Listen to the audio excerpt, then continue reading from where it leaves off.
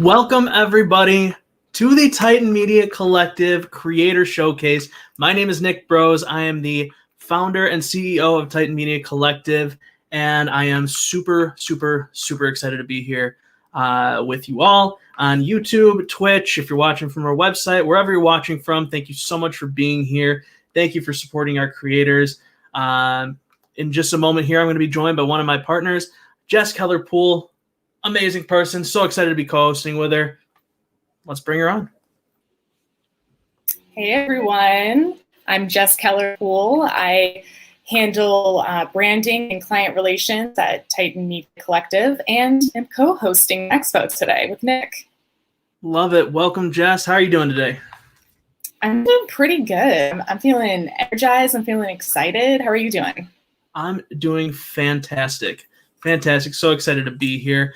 Also, as you may notice up top, today we are brought to you all by JuneShine Hard Kombucha. I'm about to crack my first one open. Is that what are we drinking today? The inverted camera keeps messing me up. I'm trying to do the makeup thing where they like hold the product. So JuneShine, they are a hard kombucha company based out of San Diego. They're just a really rad organization. They're a company. I'm making them sound cooler. And they brew hard kombucha that is organic, is non-GMO, and they're a 100% carbon neutral company. So they really care about the environment and sustainability, and they brew kombucha that's like not weird or funky or sour. It's very mellow, very drinkable, and they just have all these fun flavors. So which one did you just open, Nick?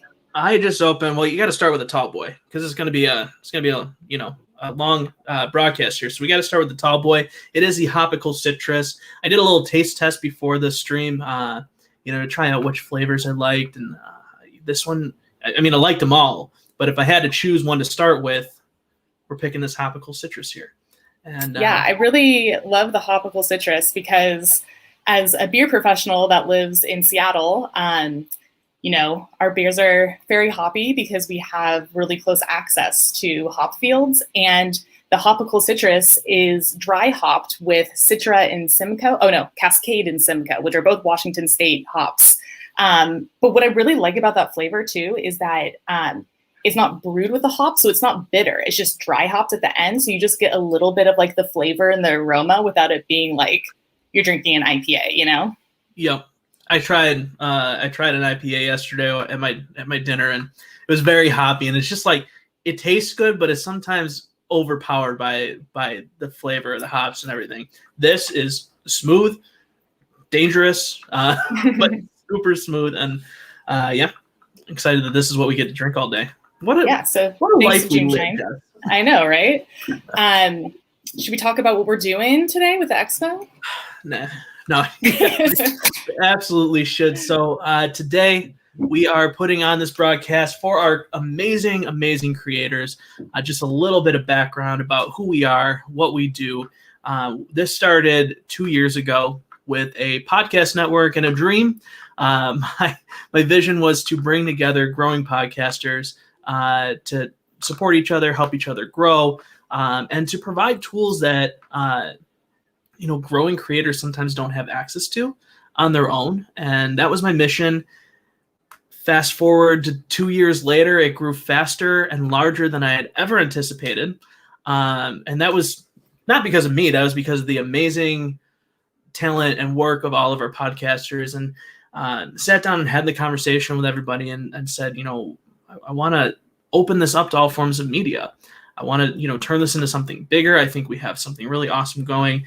And that birthed the Titan Media Collective. I brought on Jess, one of my partners, and we also have Kelly, who's behind the scenes helping run the show today, and Mike Hill, who is our creative director, put the team together. Couldn't be happier with the amazing people I've had the opportunity to work with. And now we help streamers. We are working on bringing musicians on. We offer digital marketing services, all of that. But today is about the creators and giving you a chance to see what they do and what they're capable of.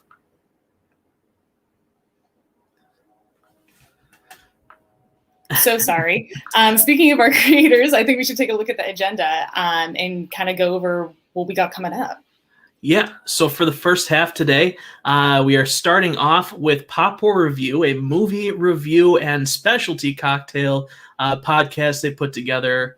When you see it, you're going to be, wow, that's cool. I don't know how they thought of that, but it's super cool. They're going to be talking about Black Widow. So minor spoiler alerts, just giving you a heads up. Then we are going to move on to a little bit of a collaboration between two of our podcasts, Two Beards Please and Arbitrary Advice.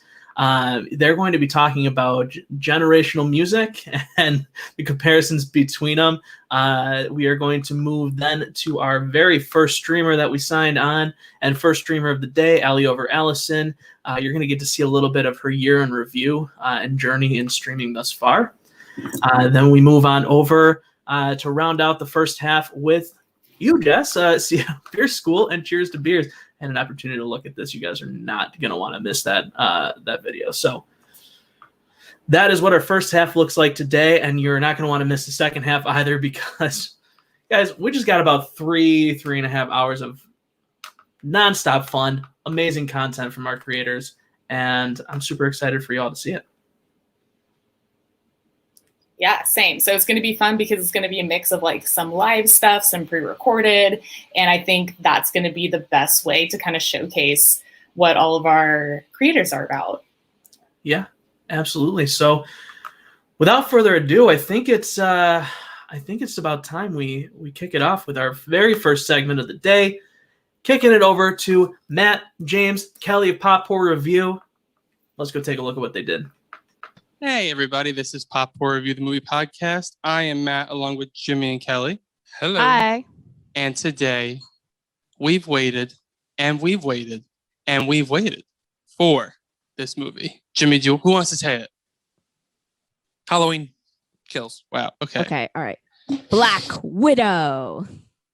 Wah, wah, wah, wah, wah. I don't have that button on my board, so I can't use so it. to be like, where's the clapping button? Oh, sorry. Anyway, so Black Widow, obviously, very excited to talk about this. It's been 2 years since a Marvel movie, at least. We've had some Marvel stuff this year, but it's been 2 years since the last movie with Spider-Man Far From Home. It's in theaters. Did that come in 2019 or 2018? July 2019. Oh. It's in theaters, Black Widow. It's on Disney Plus for a price. What is it, $29.99? Yes. $30. And maybe we needed like a 2-year break after Endgame. We just needed to relax. but it wasn't after Endgame. We had Far From Home. Yeah, but it was still after Endgame. Like we needed a break. Okay. Well, A Jimmy, nice little break. I'm giving you the special task of saying the summary today.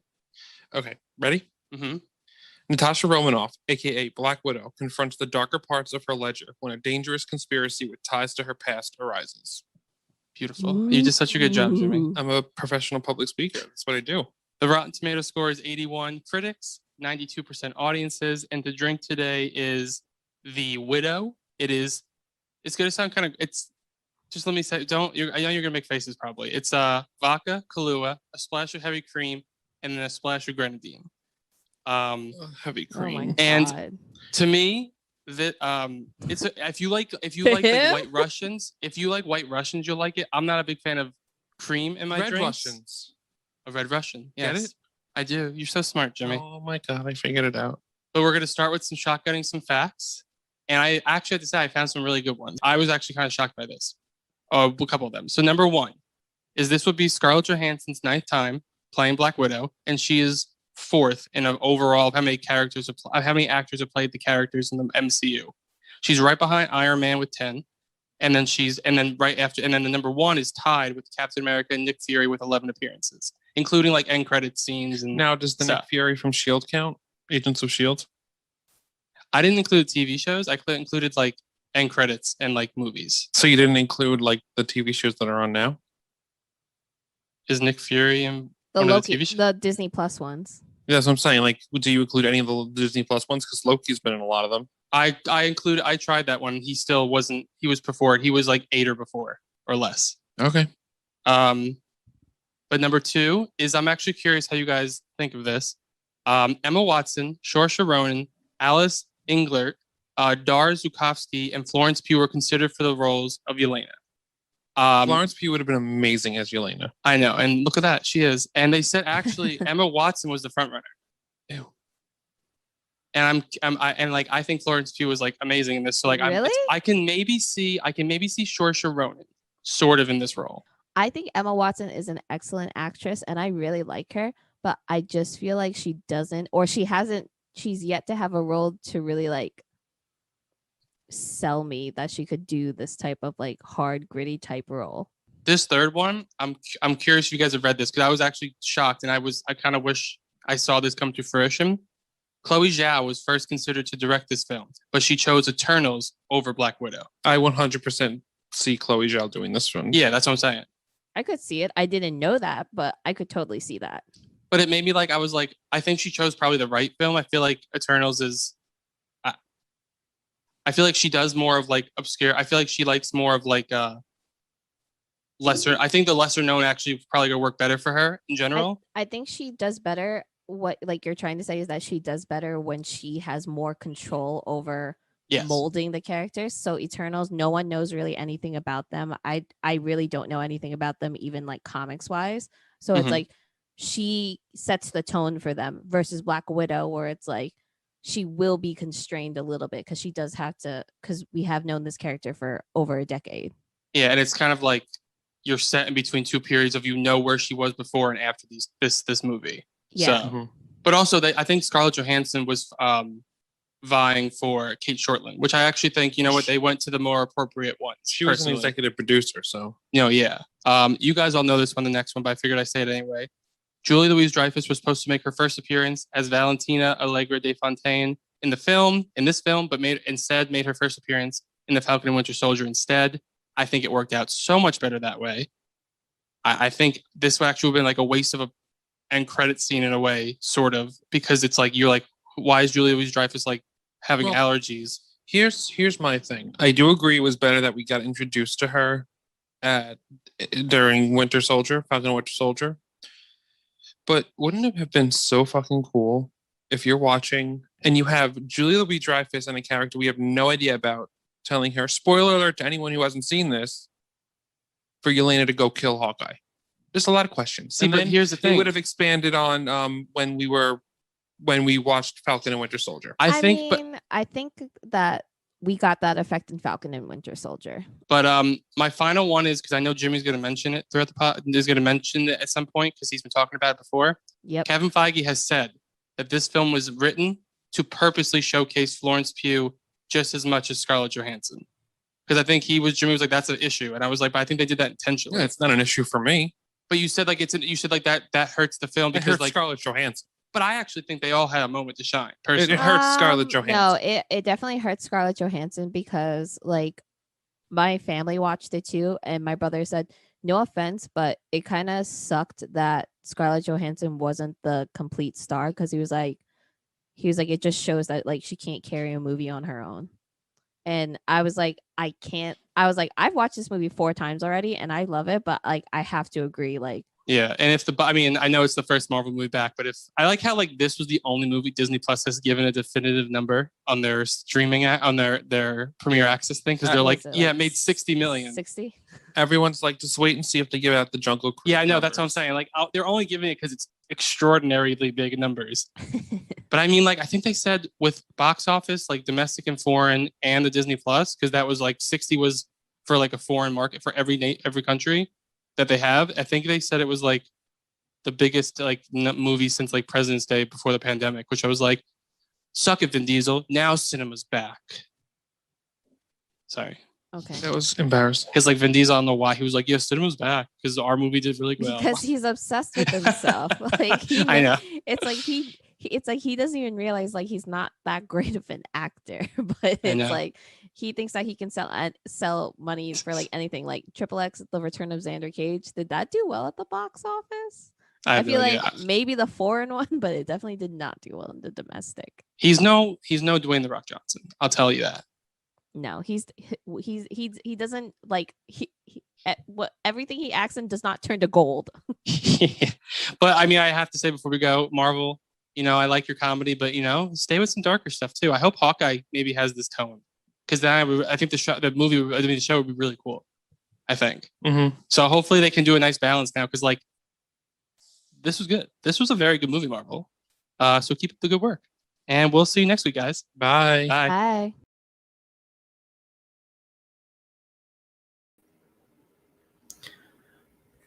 All right, Jess, what did you think? Yeah, I think it was a really good glimpse into what their show's about. They're obviously very well versed in the MCU.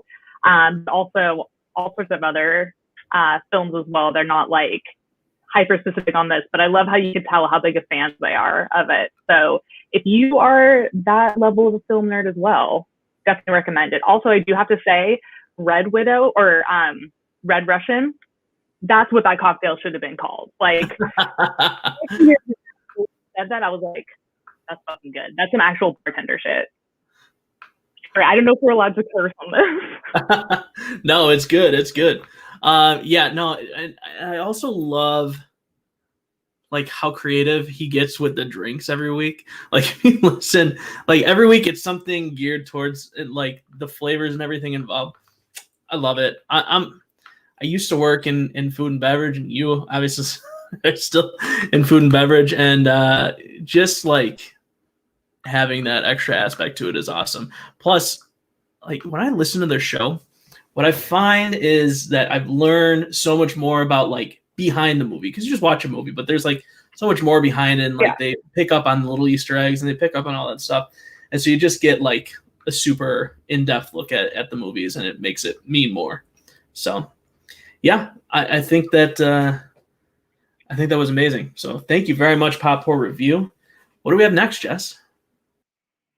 Yeah, so next we've got our first actual live presentation going on. It's a collaboration between two of our podcasts. One is Two Beards Please, comedy show, and then also Arbitrary Advice show. And what's really fun is that they're from different generations. So they're going to be kind of talking about different experiences in music and pop culture. So I think it's time for Two Beards Please and Arbitrary Advice.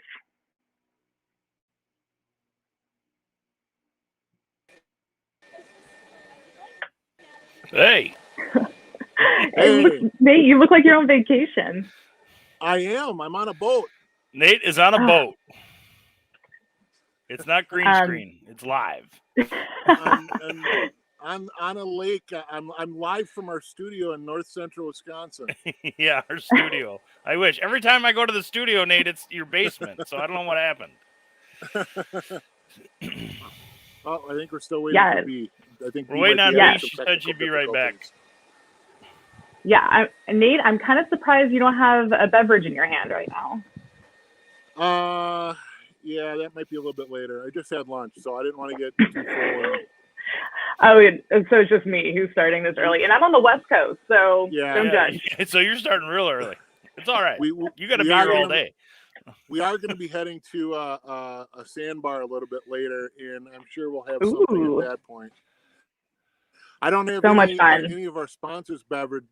I don't have any of our sponsors' beverage. I know that there's rumors that going around that's pretty good stuff. I don't know if you want to plug it, Jess, while we're waiting for B, but I don't know that I was able to get it locally or even shipped in time, but something I have to try at some point. Yeah, super good because it's not I don't know if you guys have ever had non-alcoholic kombucha, but it can be real funky and kind of sour, vinegar-like. That's not the case with this. Okay. So you're talking so it's just being willing to try it. It honestly just kind of tastes like tea. The base is a green tea. So it's good stuff and would absolutely fit the vibe that Nate has on the lake right now. Perfect. It's either that or White Claw, right? Yeah, sure. I mean, Nate's on a boat with 24 cup holders, so I figured, we could figure something out. Hey, excellent. There she is. And we've got B joining us now. Hey, B. There she is. Hi. All right. So, hello, everybody. Welcome to our portion of the Titan Collective, Titan Media Collective. Get it showcase. Right. This is why we heavily edit our show, because live is can be problematic. Too scary. So, too scary for me. Yeah. I've edited myself previous to this. So the other fat guy with the beard and I are, of course, Two Beards Please podcast. We put out a twice a month show where our goal is to make each other laugh with stories from our lives, and hopefully you laugh along with us. So we've been friends for almost 30 years, and we've got a lot of stories to tell. Some of them involve collective stories that we've done together, and others are individual stories that we have as well. So again, our goal is to make each other laugh, and you as well. And B, we've got B from Arbitrary Advice. B, why don't you give a little stitch about your show?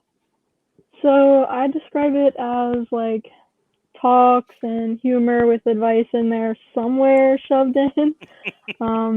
I just kind of give things from my like zillennial perspective and have fun with it.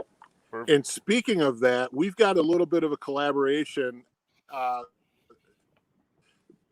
We did a collab with B back in, what was it, 2020? I think it was July 1st, 2020. We did a collaboration called Somewhat Sus No Cap, where we quizzed each other on Gen Z lexicon versus Gen X lexicon, terms that were commonly used at the time.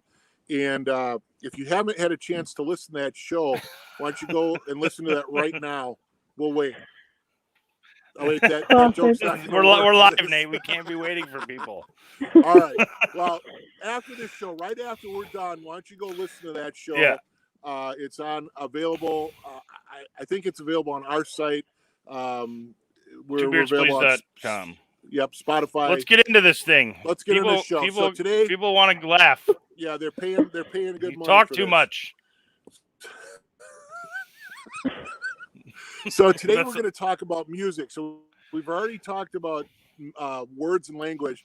Today we're going to talk about music. So we each picked, I picked 3 songs that I think clearly define a Gen X as a generation. And we asked B to pick 3 songs, or actually 5 or 6 songs initially, to what defines the Gen Z generation. Because if you think about it, there's a lot of you can point to very specific bands or songs from each generation that is kind of a defining moment or group of that generation. I'm going to talk about like the Beatles and the Rolling Stones for the boomers, and then you get into some of the stuff in the later boomer years where you've got like the Eagles and the Allman Brothers, and some of the Vietnam era war music type of a thing, Crosby, Stills and Nash.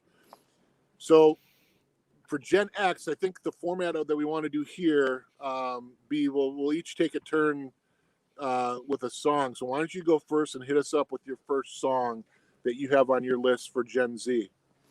Okay. So when I was doing this, I had 2 different strategies. One being defining us as a generation kind of literally, and then one just being like iconic songs. Mm-hmm. So I'll go with the first one, which is the one that kind of defines us, which is the Lazy Song by Bruno Mars. The Lazy Song? Yeah. Okay. All right. I don't. Is this so? B, you're gonna have to excuse me, but we probably should have gotten your list ahead of time so we could at least listen to them. Because I know we can't do it on the show because we don't have the right licensing. But right. Is this something that is on TikTok? Because to be honest with you, that's the only exposure to Gen Z music, other than my 17-year-old daughter, who's floating out in the lake over here as we're talking here. That's the only exposure to Gen Z music that I have. So Lazy by Bruno Mars. Do you have some lyrics for us? Like today, I don't feel like doing anything. I just want to lay in my bed. I think that defines me too. I can get behind that. Yeah. Lazy. So here's what we're going to do. Somebody asked me. So I actually did some research where I put out a survey to our fans and friends on Facebook. I was looking for some assistance in this, and I got a bunch of responses, and somebody asked me to put together a playlist of the responses that I got for Gen X. So I think what I'll do is B, I think we'll combine our top 5 or 6 with your top 5 or 6 and create a combined playlist, I think. Okay. On Spotify. That'll be available. We'll post that on our socials. So if you're interested in hearing that, stay tuned. Check us out on our socials. I think we should contact Bruno Mars, and he should do like a post-pandemic lazy song where like you can work from your bed. And that's what I do. You also spent what, 6 months without pants at one point? I think it was like 284 days without wearing pants. So it was pretty great. All right, so our first song that I picked, and again, I'm the one that does. I didn't pick any songs because, to be honest, I don't do any preparation ever. And you would pick all Bob Dylan songs, which is more. I would have picked all Bob Dylan songs. You're right. Yeah, it's true. So the one I started with, I actually struggled with this one a little bit. I wanted to get a rap song in there, and I wasn't sure exactly. I was thinking, kind of Tupac or Biggie or Snoop, but that was more towards millennial or zennials or no, what's the word I'm looking for? The micro generation between Gen X to millennials. So what I landed on was a song that came out, I believe, in 1988, and that is "Parents Just Don't Understand" by DJ Jazzy Jeff and the Fresh Prince. So this was Will Smith's breakthrough single that kind of put him on the map. And I think just from the fact that from a cultural perspective, it was one of the first. I mean, rap had been around for several years, and there's a lot of old school rap, but this is kind of at the point where rap was becoming mainstream, and a lot wider group of people would listen to it. And do you know that song, B? No. Parents Just Don't Understand. Do you know who DJ Jesse Jeff and the Fresh Prince are? I think my dad might have mentioned one. Whoa, hey. So you know, it's too early to pull out the dad stuff, man. Just say you're like older brother's friends or something. Oh, okay. Here's what's funny, Andrew, is her dad is our age. I know, but again, let's just. So you know who Will Smith is, though, right? Yeah. Yeah, so he's an actor now, but he used to be. This was his rapper. Name. The Fresh Prince. Yeah. Have you seen The Fresh Prince of Bel-Air? Oh yeah. That's where that show came from. Right around when that started. Off of that song a little bit. So. Gotcha. Yeah, I remember. I was in a band in high school with 2 friends of mine and a teacher. Were you in a rap band? Well, we did this song. Oh, you rapped? So Nate? We did this one and Nightmare on Elm Street or Nightmare on My Street. And so we put on shows for the middle schoolers. So I'm sure you did. Anytime it was great. We did like an hour and a half worth of music, and this was one of the songs that we did. That was your big break? Middle school dances? And you were middle school, yep. Pretending to be the Fresh Prince of Bel-Air? Yeah. It's a wonder you never made it in the music business. I know. So, all right. Well, enough abuse on me. B, what's your second song on your list? All right. So we got Love Story by Taylor Swift. Oh, Taylor Swift. I really like Taylor Swift. I call her T-Swizzle. She's yeah. I enjoy a lot of her music, and I was exposed to her music again from my daughters, who are big Taylor Swift fans. I don't know. I would probably recognize it if I heard it. I don't know a lot of the names of her songs, but there's a lot of. Shake It Off. I know that one. Yeah, that's one. Yeah, Trouble's another one. I don't know that one. I only know one. So she can write she can write a good pop song. So Love Story's from her country days, though. That's what I meant. She can write a good country song. We'll just edit that out, right, Nate? Yeah, we'll change that in post. So B, what does Love Story bring for you specifically, or for Gen Z? I mean, from the small amount of Gen Zers that I know, because I don't know all the ones in the world, I think we're all kind of hopeless romantics. And Love Story is kind of talking about, it's almost like a Romeo and Juliet type of song. Is this like one of her post-breakup songs or pre-breakup? Oh, is that? Songs? Is it's that a happy one. It's a happy love song. Yeah. So Yeah. is this the Romeo and Juliet song? Yeah. Where they do the one they were doing on TikTok with the skateboards and stuff? Is that the one? I think You don't so. know what Hey, you're but the only one of us that's like a professional marry TikTok me creator, Romeo or marry me Juliet. Yeah. It's So a I have love heard story. this. Just say yes. Nate's heard Yeah. 30 seconds of that song This is a over great and song. over and over It again. is a great song. I agree. It's catchy. It's got a hook. It's actually a great song. And the Yeah. videos that they came up with on not YouTube, TikTok, were pretty good with that one. So I agree with you. That's a good song.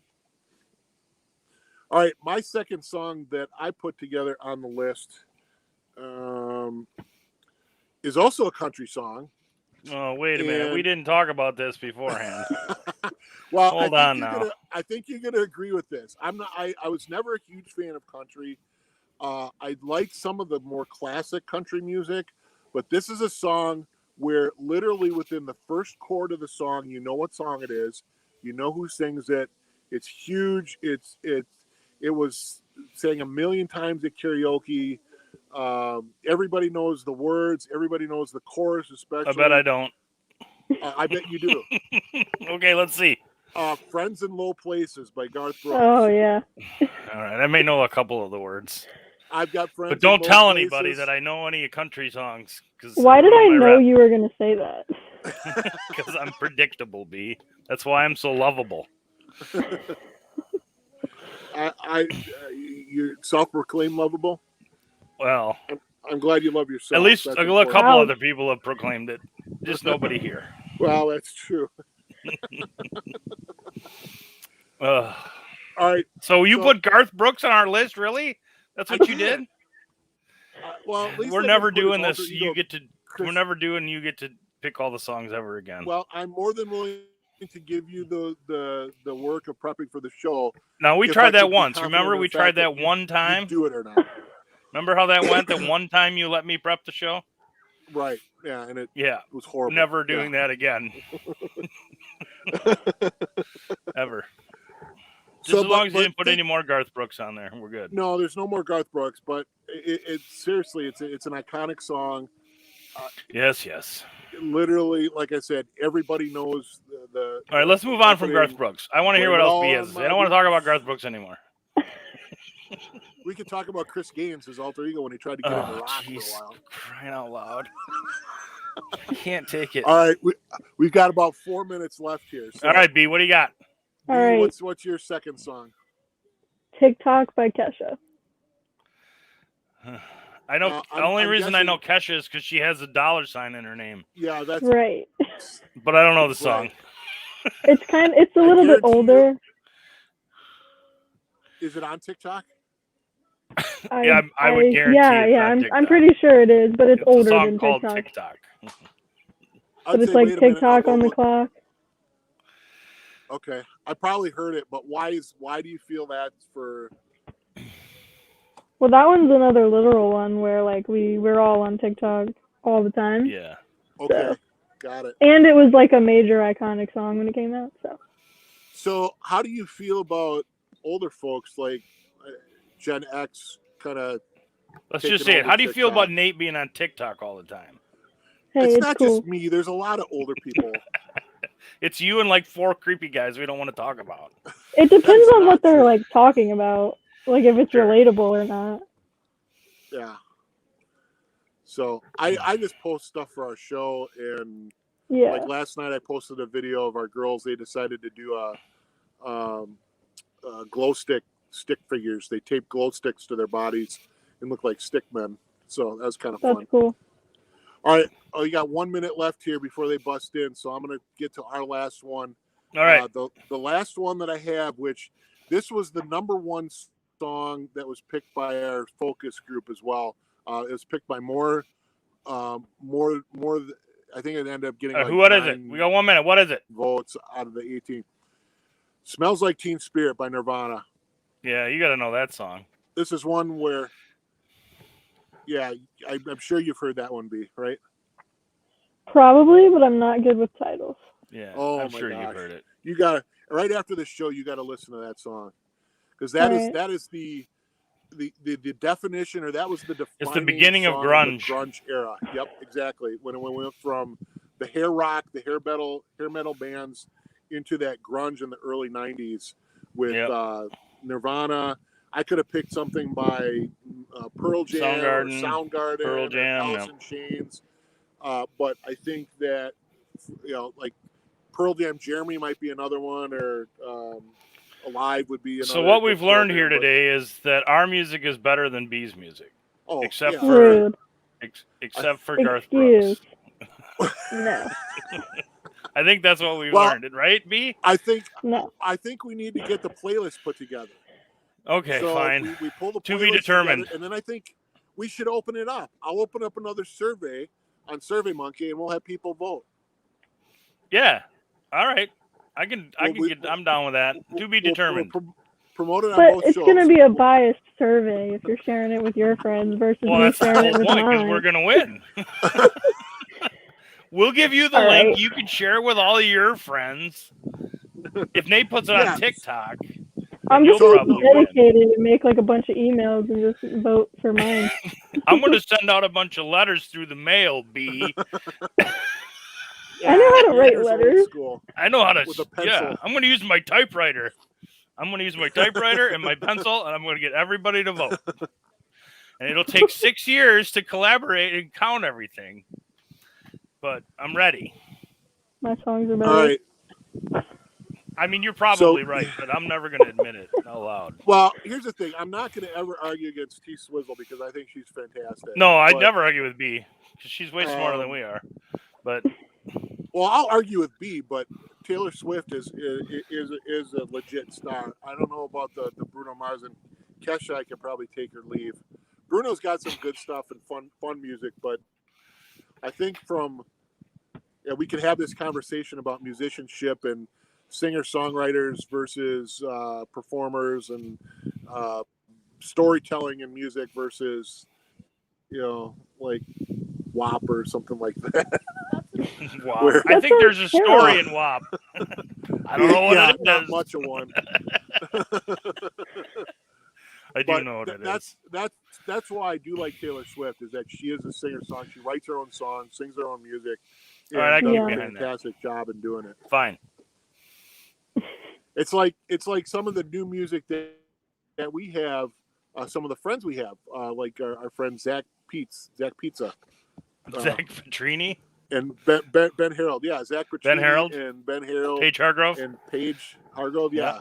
We had they all write their own stuff. On our show, and they're really good stuff. Go back and listen to that episode. We'll wait for you. Welcome back. They're more in the Gen Z. Yeah. Actually, I think they might be more millennials instead of Gen Z. They're all millennials. Or Z. So. I think they're probably B's age. We're old, dude. Okay. So B, you might enjoy that stuff. I don't know if you listen to that episode of ours, but you might enjoy their stuff. We're not going to wait for you. You're going to have to do it on your own time. I'll send you a link. Okay. Nick. Well, hello. Welcome back, Nick. Here I am. And Jess. Hey. Here's Jess on the other side. We were just about to discuss our salary for the show here. Yeah. Well, just watch your bank accounts. Yeah, I don't have the routing number. Sorry. I absolutely love it. And there was a comment. On Twitch. Baby Baz said, "I feel young and old at the same time."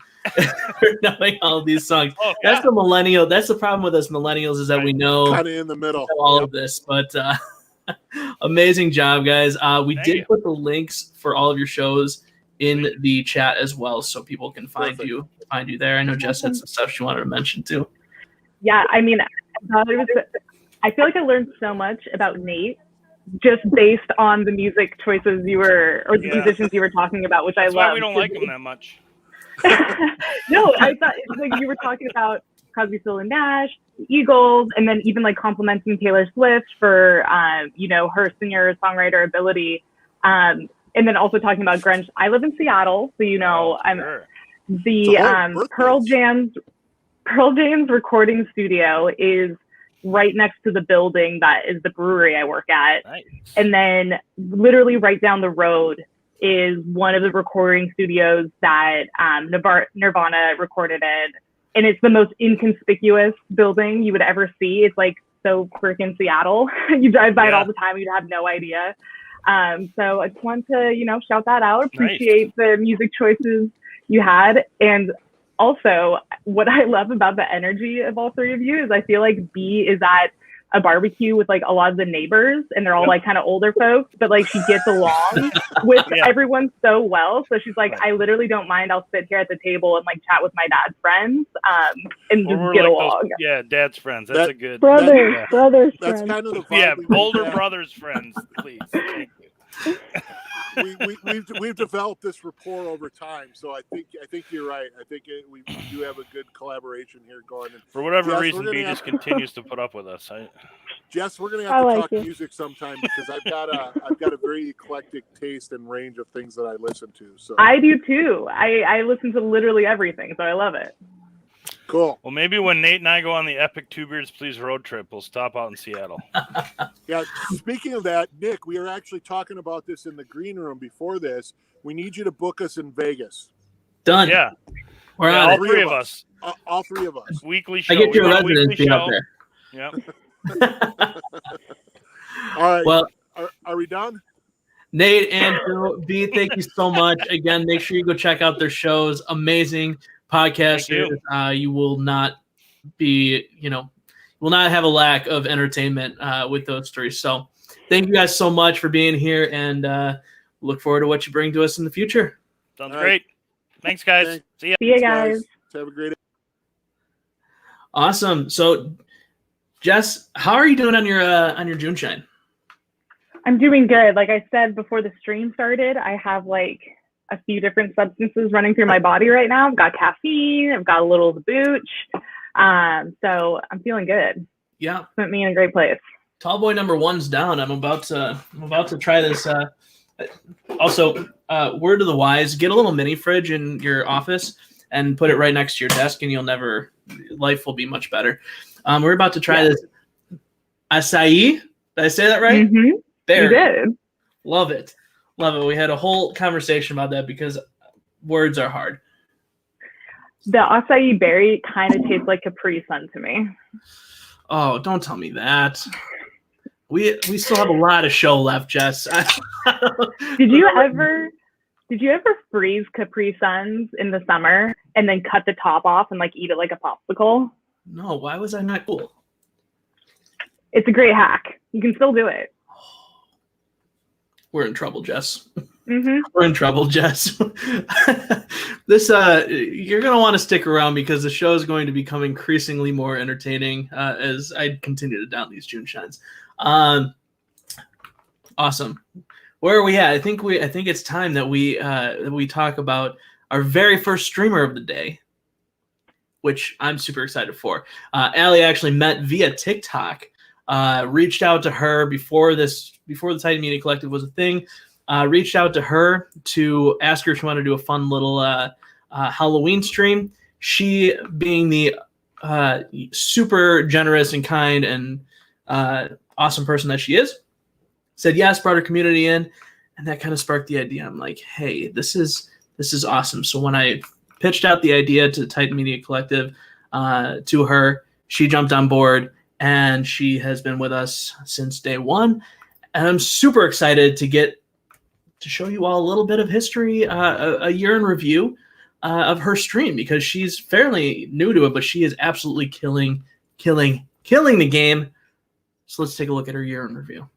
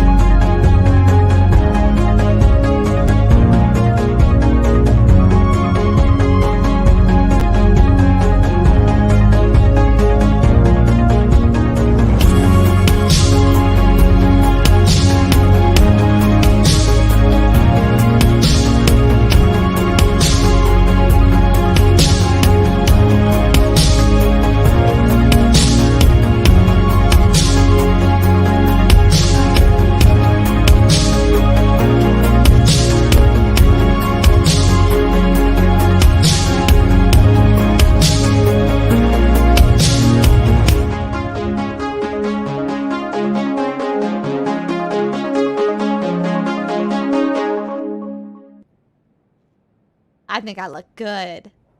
Aren't I so pretty? Oh, that was great.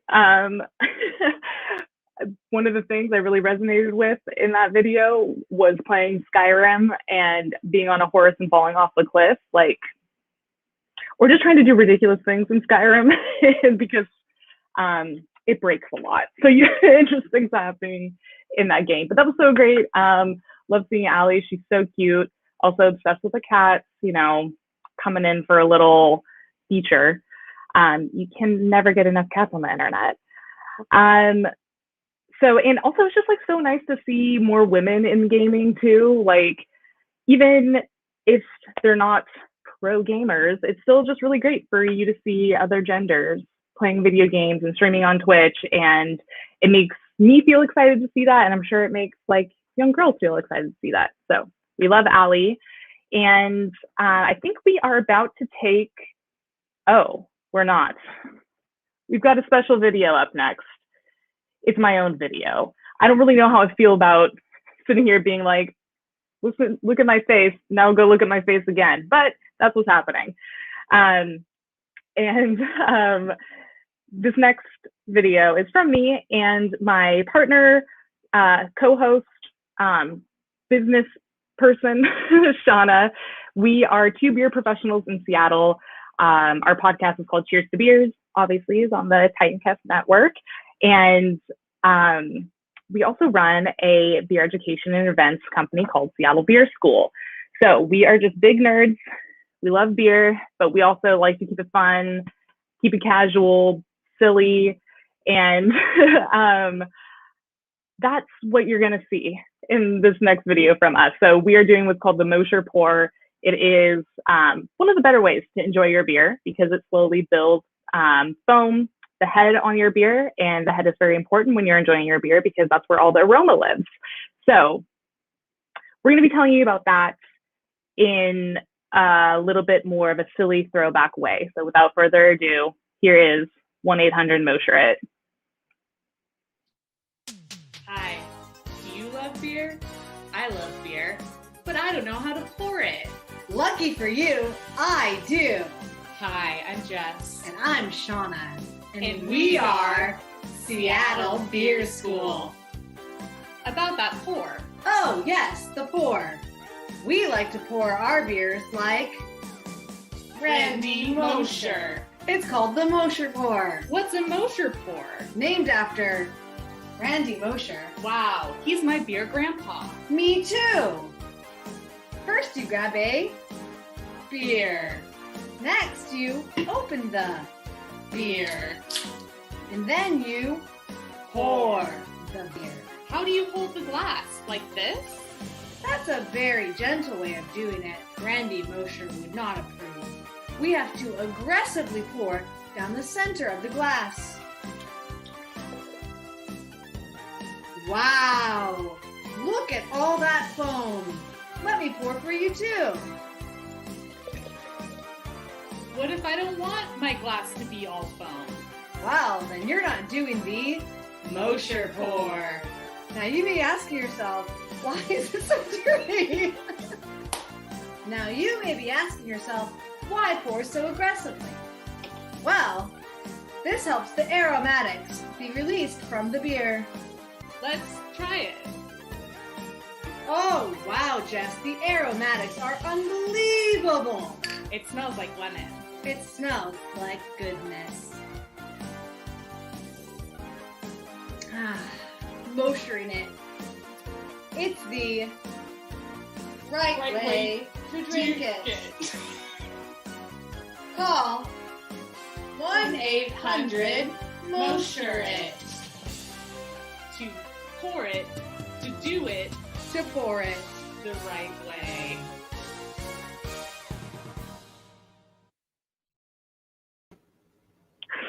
I'm dead. That was something. That was something. You killed me. I'm dead now. My favorite part is that 1-800-MOSHER IT is one number too long to be an actual phone number.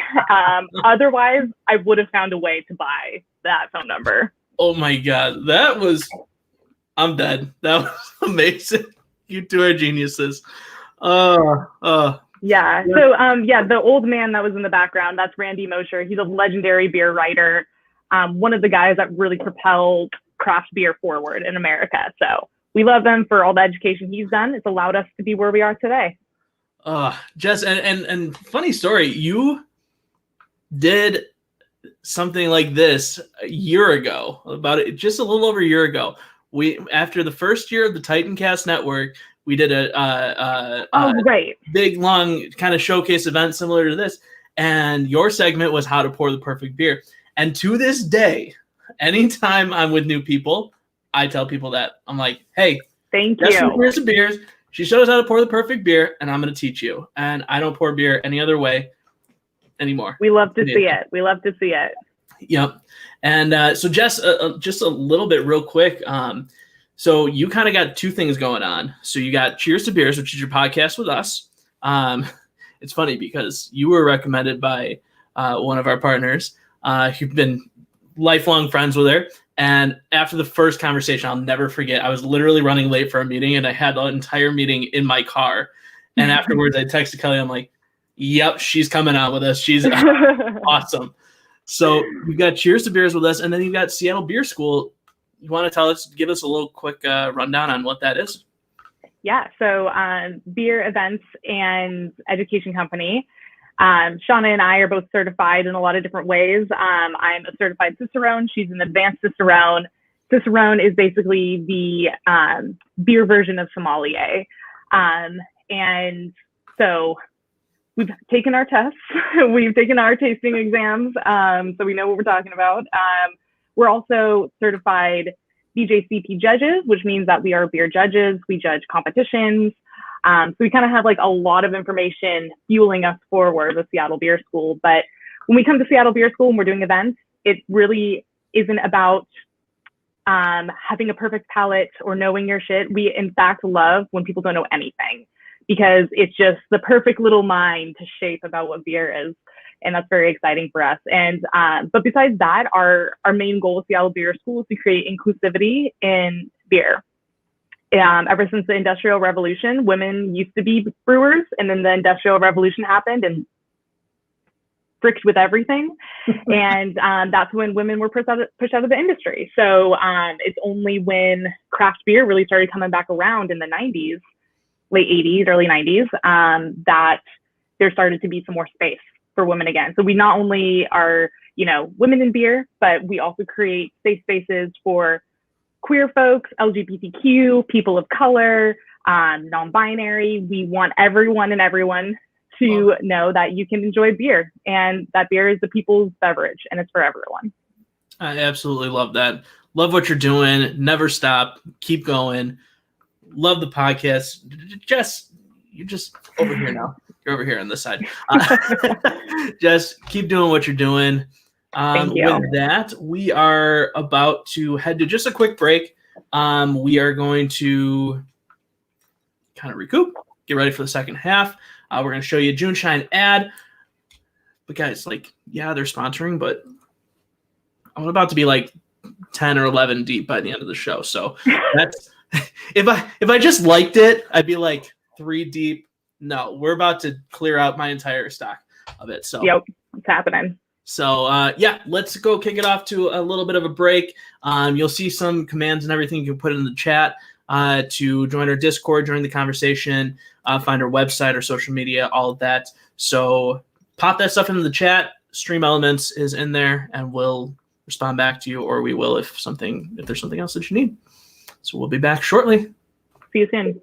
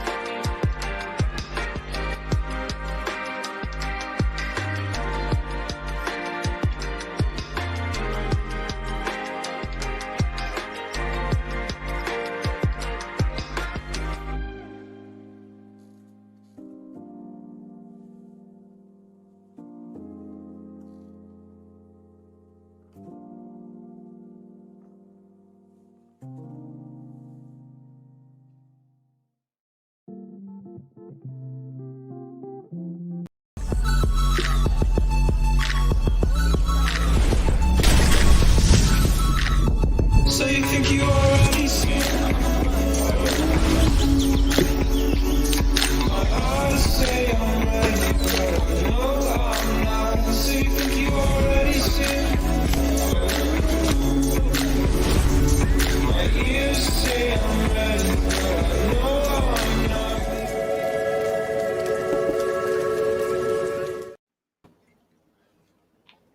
Takes Welcome back. Moonshine. Yes. The commercial is just such a good example of the California vibe that that brand has. And in case you can't tell by my shirt, yeah, definitely the kind of vibes. I live here in Wisconsin. Summertime, I vibe like I'm in Cali. And then for the other 7 months of the year, I just hide in my room until it's summertime again. It's fine. It's fine. I mean, that sounds pretty close to Seattle, too. I love it. I love it. Yeah. And so, yes, the show has been sponsored by JuneShine Hard Kombucha. Something else I wanted to say about JuneShine that I just really appreciate about them in terms of being a cool company is that their kind of whole mission was how is it that everyone is so concerned what's in their food and they're not concerned about what's in their beverages that they're drinking? I mean, at the end of the day, alcohol is just fermented sugar. So it's like not necessarily the best thing for you. But if you're going to be drinking, it's just nice to know that the stuff you're drinking isn't like terrible. It's not terrible for the planet.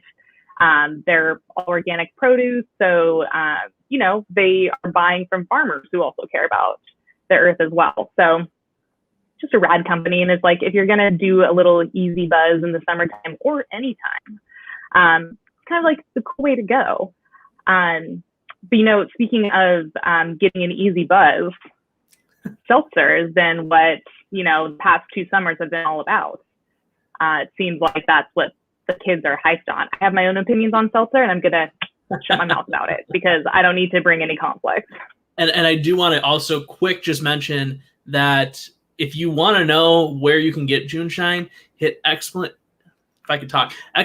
point JuneShine in the chat, and Stream Elements will pop up the JuneShine website for you. And then you can go there and you can find out where you can purchase it. I found out where I can purchase it by me. They're pretty much all over. So you're definitely going to want to go do that because another sip. But also, before we jump in, I do just want to give a quick shout out to Kaylee Krish, who is our producer today, and also Kelly Garrity, who is one of our partners here at Titan Media Collective. And they are producing the show and absolutely killing it and putting up with all of our crazy stuff in the chat and telling me to F off because I told them to, but it's fine. So, but yeah, so back to seltzers. Yes, it's been literally all the craze. That's all anybody's drinking anymore. But you're probably trying to navigate your way through the vast variety of seltzers that are out there. And we are here at Titan Media Collective to clear the path for you. So one of our bloggers, Polar Bears and Pineapples, I'll be hearing from them in a little bit. They prepared a little taste test, a little ratings, a little bit of just clarification on which ones you should be drinking this summer in, you know, the hot summer sun, on the lake, on the beach, wherever you're at. So we're going to kick it on over to Polar Bears and Pineapples and let you see what the research finds.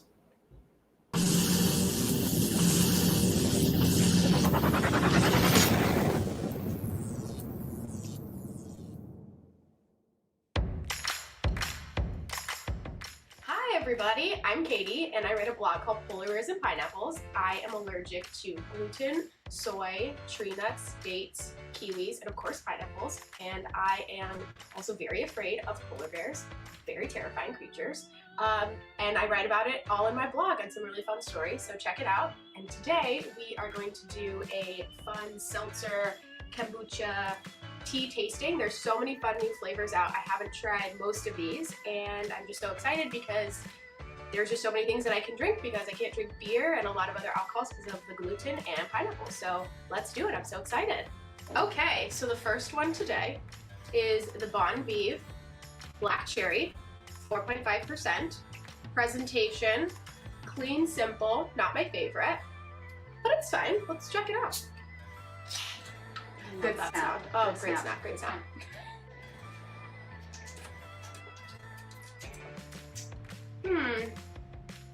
I can take the black cherry. It smells like... Oh, we didn't do a smell test. No, I smell everything. It's problematic. It's reminiscence of my childhood, staying home sick, watching The Price is Right. Sure, that's a little Robitussin-y. Yes, but most likely to drink as a high schooler because it tastes like medicine. Yeah, it sure does. All right, well, what are we gonna score that? Oh, so yes. Taste 1 through 5. 1. Not my favorite. Not my favorite. Any notes? Robitussin. Robitussin. Yes. Any presentation? I mean, I like. I'll give it a 3. Okay, 3.5. It's simple, okay. Classic. Drinkability. Okay. I wouldn't have a full one. I gotta tell you. 5.5. So superlative for Bon Vive. Most likely to drink as an underage kid.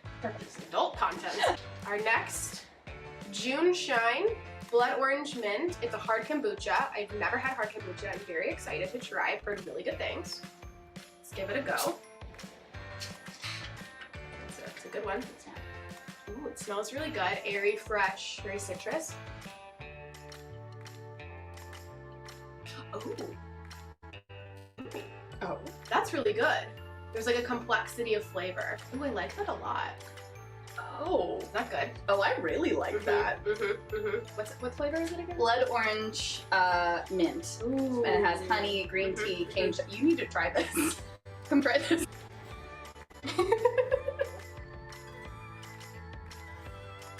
I know. Surprisingly good, right? I've had other hard kombuchas I do not like. Are not. That's good. That was really good. All right, so I give it a 4.5. Oh. Yeah, I love her. Okay. Okay. 4.5. 4.5 for taste. Notes. Notes. Real good. Delicious. Like real good. Yeah, would drink any day. Presentation. I love the colors. I really do. It's like very San Francisco vibes to me. 4.5. Okay. Okay. I like it. I think it's cute. Drinkability. 5. 5. Yes. Done. Yes. All right, math. Hang on. 5. 14. Nailed it. I don't know. Most likely to be drink of the summer. Okay. Okay. Drink of the summer. I like it. I like it a lot. Okay. I'm a little bit nervous. We have the big lady over here. Smirnoff Ice, smash red, white, and berry, blue raspberry, my favorite flavor, cherry and citrus, and this is a whopping 8% for America. Let's give this guy a taste. Just love when good luck. Yep. Thank you so much. Smells like blue raspberry Slurpees. Oh. Tastes like blue raspberry Slurpees. Okay. It straight tastes like a Slurpee with alcohol. That's fantastically fun. Oh. Oh no. It tastes exactly. Come taste it. 8%. Yikes. Oof. That is. Yeah, Trey, you gotta try that. Actually very good. Isn't it just like the Slurpee you're drinking right now? It's Slurpee in a can. It's a little. It makes me upset how much I like it. Yes. Like, Yes. I shouldn't. Yes. Yes. Yes, that's the thing. I know. That's the. Oh, Shit. I it's really delicious. like that. Hangover in a can. Oh, Yes. That's, Okay, that's a superlative. Okay, tasting. 1 through 5. This is great. 5. Yes. Okay. Notes. It's a Slurpee Slurpee. in a can. It's a Slurpee. It's an adult Slurpee. It's amazing. It's a Slurpee. Who knew? Presentation. It's 10 out of 10. 5. Okay. I love it. It's fun. It's flashy. I didn't even know what it was, and I was like, I want this one with the stars. Drinkability. Like 1, because you're gonna get a hangover before you even finish this. You get heartburn. If you're over 25, you gotta drink this with a side of Tums. Okay. It's delicious. All right, so 11. Bon Vive Mango, our second Bon Vive. I think Bon Vive was the very first seltzer I had years ago. Really? With Kaylee at a baseball game. She was like, check this out. It's hard seltzer. It's alcohol. It's gluten-free. And I was like, what is that? Pardon? And I was like, well, this is life-changing. Ooh, that was that got me. Ooh, smells like straight mangoes. I mean, that's delicious. It's great. It's a classic mango. I like it better than White Claw mango. I think yeah, it's very authentic. I think the flavor is there. It's no sugar, which we like. Unlike sugar in a can. What I noticed a lot about mango things is sometimes it tastes like a mango leaf. Perhaps. Hint of mango. Hint of a breath of mango. A whisper. A truck holding mangoes just drove past you. Drove near me with a wind. Taste. I like it. Give it 4. Give it 4. 4. Okay. 4. Give it 4. Presentation, same as the other Bon Vive. What was it, like 3.5? Drinkability. I'm gonna give it a 5. I could drink that by the pool. I could drink that, out anywhere. That's great. But most likely to maybe drink on a boat. Okay. It's like a good boat drink. Okay. 12.5. We have next a Truly Lemonade Tea Hard Seltzer. I have had the Truly Lemonade, but I've never had the Truly Lemonade Tea, so I'm very excited to see how this goes. Okay. Love the gold. It feels like I'm holding an Oscar. We're into the presentation. That's a good one. That's a good one. It's Lipton tea. It's delicious. Right? Well, because I don't like lemon flavored things. Same. Not this one. And I normally don't like Trulies. This is throwing me. This is throwing me. This is a whole experience. We're learning, we're growing. Look at you, we're changing thriving, the world. we're learning. Presentation, 5 out of 5. Okay. I love the gold. I do too. Tastes. I mean, it tastes like Lipton tea. Yeah. I would give it a 4. Okay. Drinkability? I'd give it a 3. I don't know if I could drink more than this. I think after this I would need a palate cleanser. Yeah. Cheese. Something. Yes. Yeah. 9, 10, 11, 12.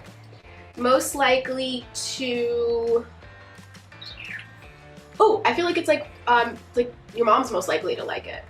Most likely to be a mom drink. Mom drink. We love a mom drink. Moms know how to party. So our moms do. Next, we have Owl's Brew Boozy Tea and Botanicals. I've never heard of it, never seen it. It's jasmine, blueberry, lemon flavored. It's a hard tea seltzer. So coming right off the heels of Truly Hard Tea. Let's see. It's 4.8%. Let's see what we like. Ooh, is it pink? I think it's pink. It's my favorite. Oh. But it is pretty. I don't hate it. I don't like it very much. The blueberry's very in your face. Mm-hmm. I don't get hard seltzer out of it. I get tea.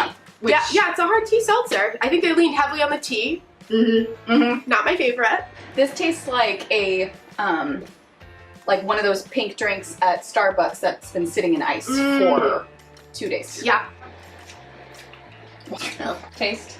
1. Presentation. I think it's cute. It's cute. I give it a 3. I give it a 3. Ability.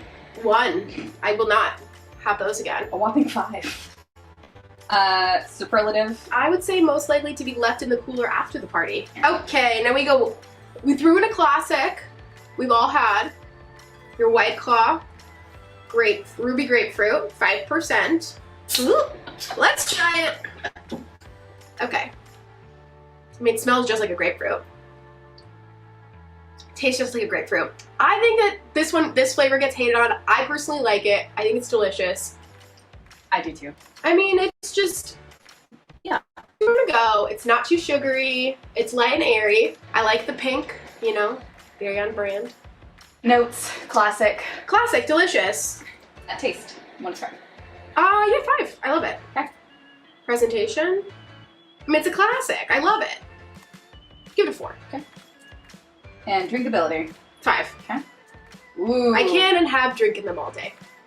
Superlative. Yeah. Most popular. I feel like I'm starting to feel this a little bit. Woof! Okay, next we have the Topo Chico. I remember when these came out and they were huge news. Everybody I know was buying them. I saw them all over our pool. Like, everybody was very excited because people love Topo Chicos. So we have the Topo Chico Tangy Lemon Lime, 4.7% alcohol. It smells like lime. Ooh. That's like that makes me try it. It's like lime candy.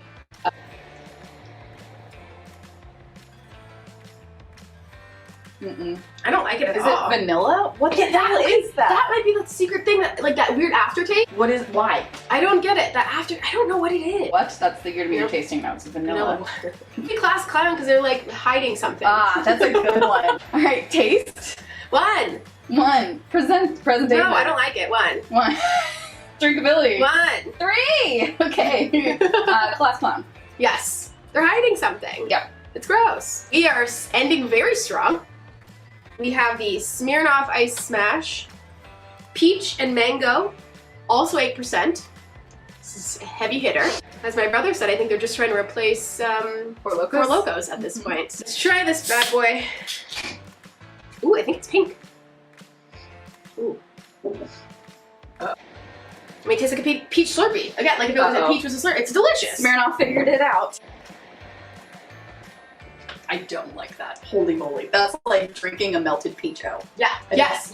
It's so much sugar. I don't like it. Yes. Hard pass. Yeah. No, it does not. You're lying. Taste? It's like a 2, maybe. Okay. It's your show. Presentation. I'm gonna give it a 4 because I think like it's the presentation. Beautiful. I love the colors. It's in your face. Drinkability? 1. Yeah. It's not. You can't. You get diabetes halfway through. Mm-hmm. It's not good. No. It's most likely to give you diabetes. Yeah. We are on our very last seltzer of the day. We have the White Claw Surge, their new blue cans, as I like to call them. These are 8%. I'm nervous. Very nervous. This is cranberry flavor. This is called sparkling water with a hint of cranberry. Maybe they just ate cranberries and breathed on it. Hint of cranberry. Let's see what we got. Oh shit. Uh-oh. That's delicious. I didn't know if I wanted to know this. I like sticking with my 5%. Exact Flavor same profile? No, like feel. Like it doesn't feel like an 8%. So it's unfair is what I'm saying. Like you're like, no, it's cool. Like 5% to 8%, I can do that. If we just decided to make this a blind taste test, you'd be trashed because I would just give you the 8% and you wouldn't know. That's so good! Delightful. Golly, Surge Wet Claw, you did it again. Unfairly delicious. And I'm gonna drink that whole thing after this. All right, I'm gonna give it a 5 on flavor. Okay. I like the blue. I'm gonna give it a 5. Okay. Drinkability, unfortunately, also a 5. Very upsetting. Wow. Most likely to. I feel like you have one of these and you're gonna be. Whew. If you don't want to drink a lot, you just have one and you're good. Most likely be the cheap date. I like it. I'm not mad. Results are in. Last place, Topo Chico.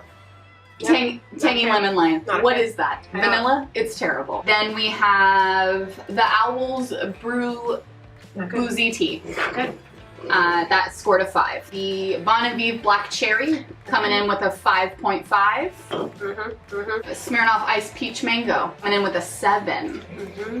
And we have Smirnoff Red Berry coming in with an 11. Okay. Truly Lemon Tea coming in with a 12.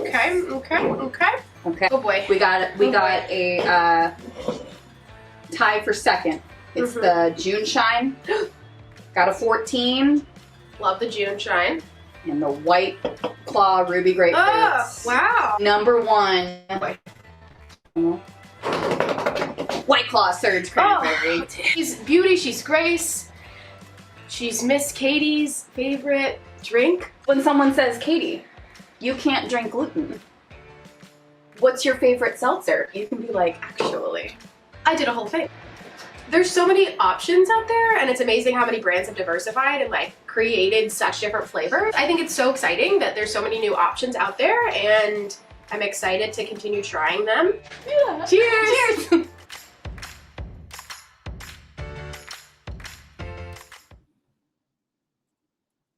Hello. Katie, welcome. Thank you. How are you doing today? I'm great. I got myself another seltzer, obviously. I love it. Wild-based, it's delicious. Not as good as the JuneShine, though. I need to buy some. It was delicious. I know. Don't mind me as I crack yet another one. Hey, cheers. Cheers. Good stuff. Well, Katie, I just wanted a quick, get you on here, let you tell us a little bit about why you write the blog, Polar Bears and Pineapples. Tell us a little bit about your journey. Go ahead. Yeah, sure. So I found out I was allergic to tree nuts when I was 16, ruined many a holiday with my allergies. Asked my brother, he's like, you ruined Thanksgiving again? Okay. So that was my big allergy. I'm anaphylaxis, so very, very allergic. And then when I was in college, I had a bunch of health problems, ended up getting my gallbladder removed, my appendix removed in 6 months. They actually found a piece of plastic during the appendix surgery that they left from the gallbladder surgery. So we've had a whole host of fun activities happen medically. And then a couple years later, we found out I was also allergic to gluten and soy. And then even farther along, we found out pineapples, dates, and kiwis. And so I just have so many crazy tales, so many funny stories to tell about my allergies and my health journey, and I love to write. So a couple years ago, I decided, why not, amuse the masses with my hilarity and great stories. So that's where the pineapples come from. And then I actually happened to be deathly afraid of polar bears. I had a dream they murdered my whole family. So we thought we'd put the 2 P's together, and the blog was born. It's a lot of fun. I love it. And since you joined, I've had the opportunity to read all of your blogs and become involved in it. And we're so happy to have you on. And I love what you're doing. And, there's people out there with all sorts of allergies and things. And it's nice for them to know that they're not alone and that people are going through this. I do have to ask you, during that stream, were you getting lit like Nick? Because that seems to be the trending thing going on in the chat. Might have. No, I guess but it's to a your thing now. point, yeah, I mean, everybody has allergies, and I just moved to Texas, and it's a very different world than California, allergy-wise. And I've made a bunch of friends, and they've never had friends with allergies, and so it's been really fun kind of teaching them and how much they embrace my allergies. And actually, last night I had an allergic reaction. I went to go get a manicure or a pedicure, and they brought me a mimosa with pineapple juice in it. So it was a rough night, but you just gotta continue. And one other thing I do want to mention, because you do have this available, I think you posted about it in your blog, and I think it's also in your link tree, that it's just the coolest idea to me. You have these little business cards that explain your allergies, and you actually have them that people can order, which is a little closer so that people can see. But yeah. So basically, I give these out to restaurants and my friends. I'll have them on their fridges, and everybody now can have my allergies, and it's really great, especially when I travel or when I go out to eat, so that people have something physical to know how they are not going to kill me. And so, yeah, I do have an Etsy shop, and I sell them there, and you can personalize them, and I have really funny sayings. So, yeah, it's great. Oh, I think my brother just said I ruined Thanksgiving. Can't confirm. Thanks, brother. I appreciate that. Oh, my gosh. I mean, I think more turkey for him. Okay, so relax, buddy. I love it.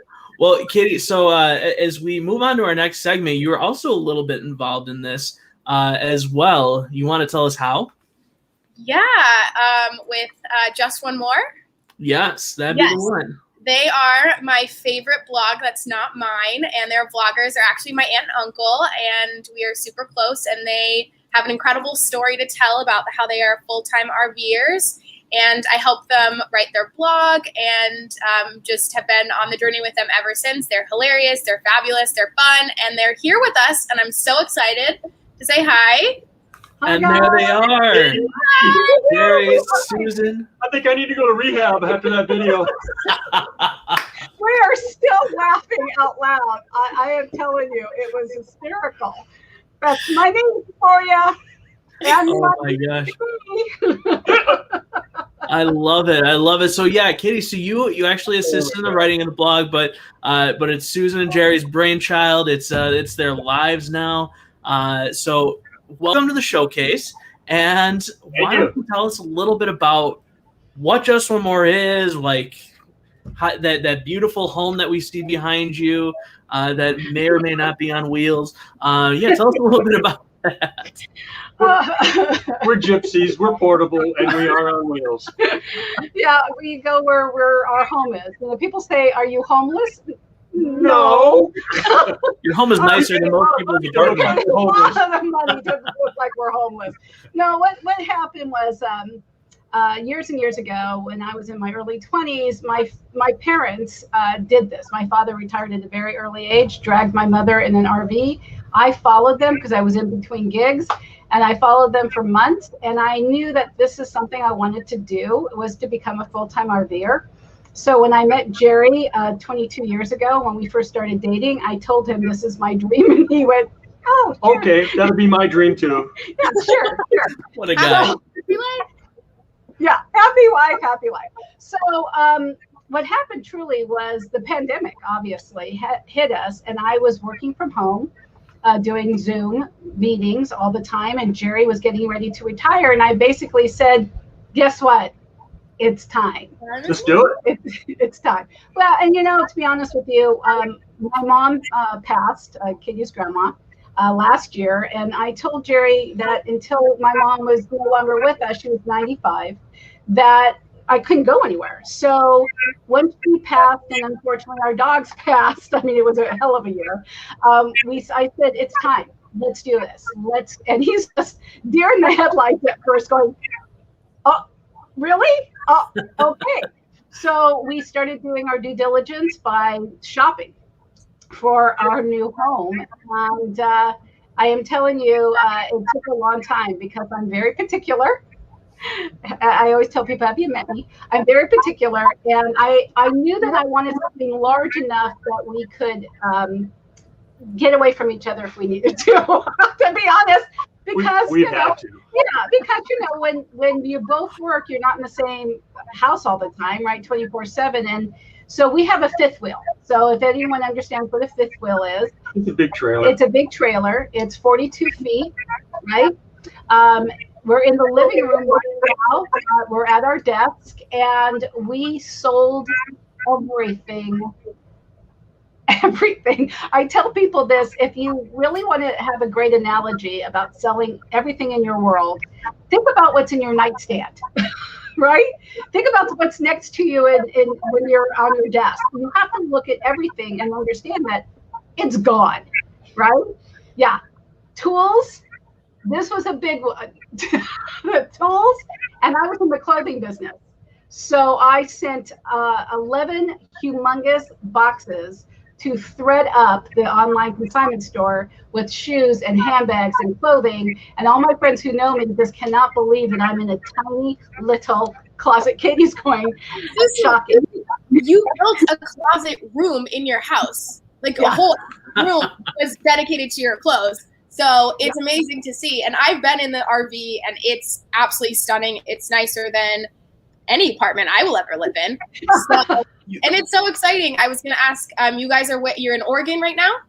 We're in Oregon right now, and we're here until the 8th. And this is a big one. I'm going to be celebrating my birthday on Friday, which happens to also be my sister's birthday, and it also happens to be my nephew's birthday. So it's the first time, I'm getting a little emotional. It's going to be the first time that we're not together for a very long time. So our world has changed.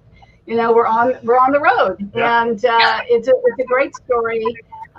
You know, how we're doing this, where we get our mail. People are asking us, how do you shop on Amazon? You know, how do you do all of this? But more importantly, we could not be doing this without Katie's help, because Katie writes our blog. I send her what we want to talk about for the week, and she puts it into, she knows me well enough to put my voice.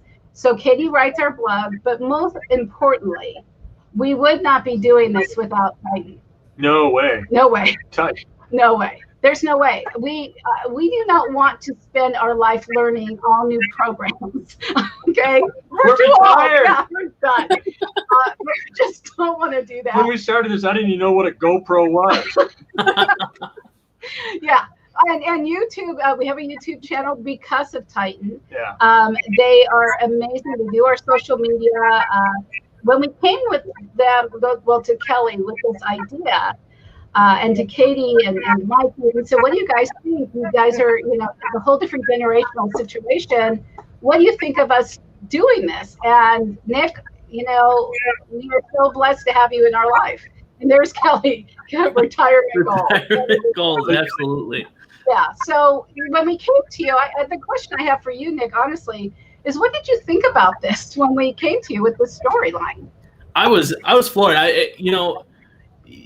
I never really thought of it before you came. I mean, I know there's people out there that do it, but the idea of just being able to uproot everything and go travel the country and in a home as beautiful as one that you have, which, by the way, speaking of the YouTube channel, you do have a tour there. I would highly recommend that people go check that out.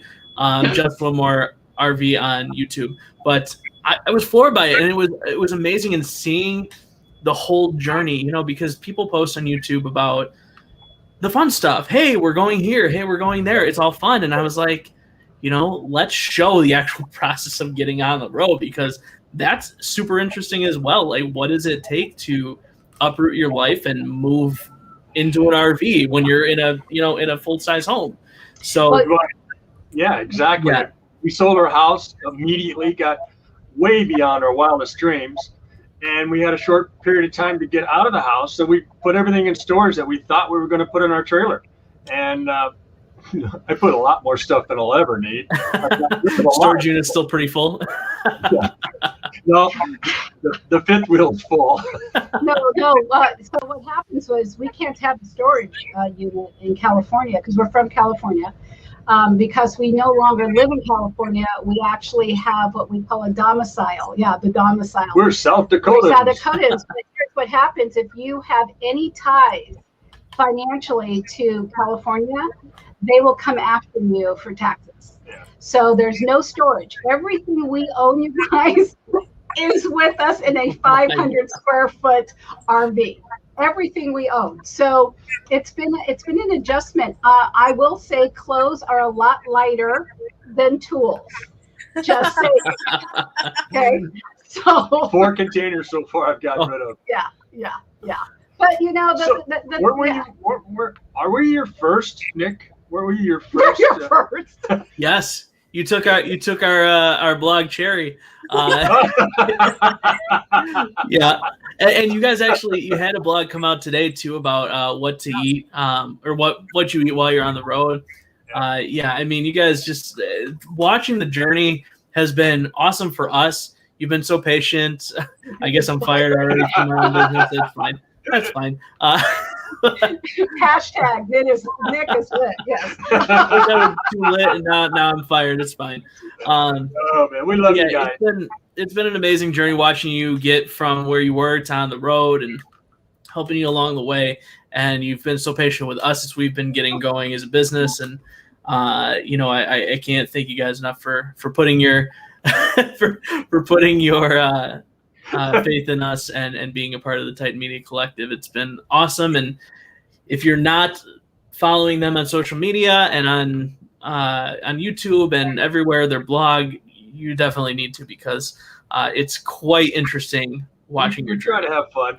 We try to have a lot of fun. Yeah, here's the thing too, Nick. Talk about being patient.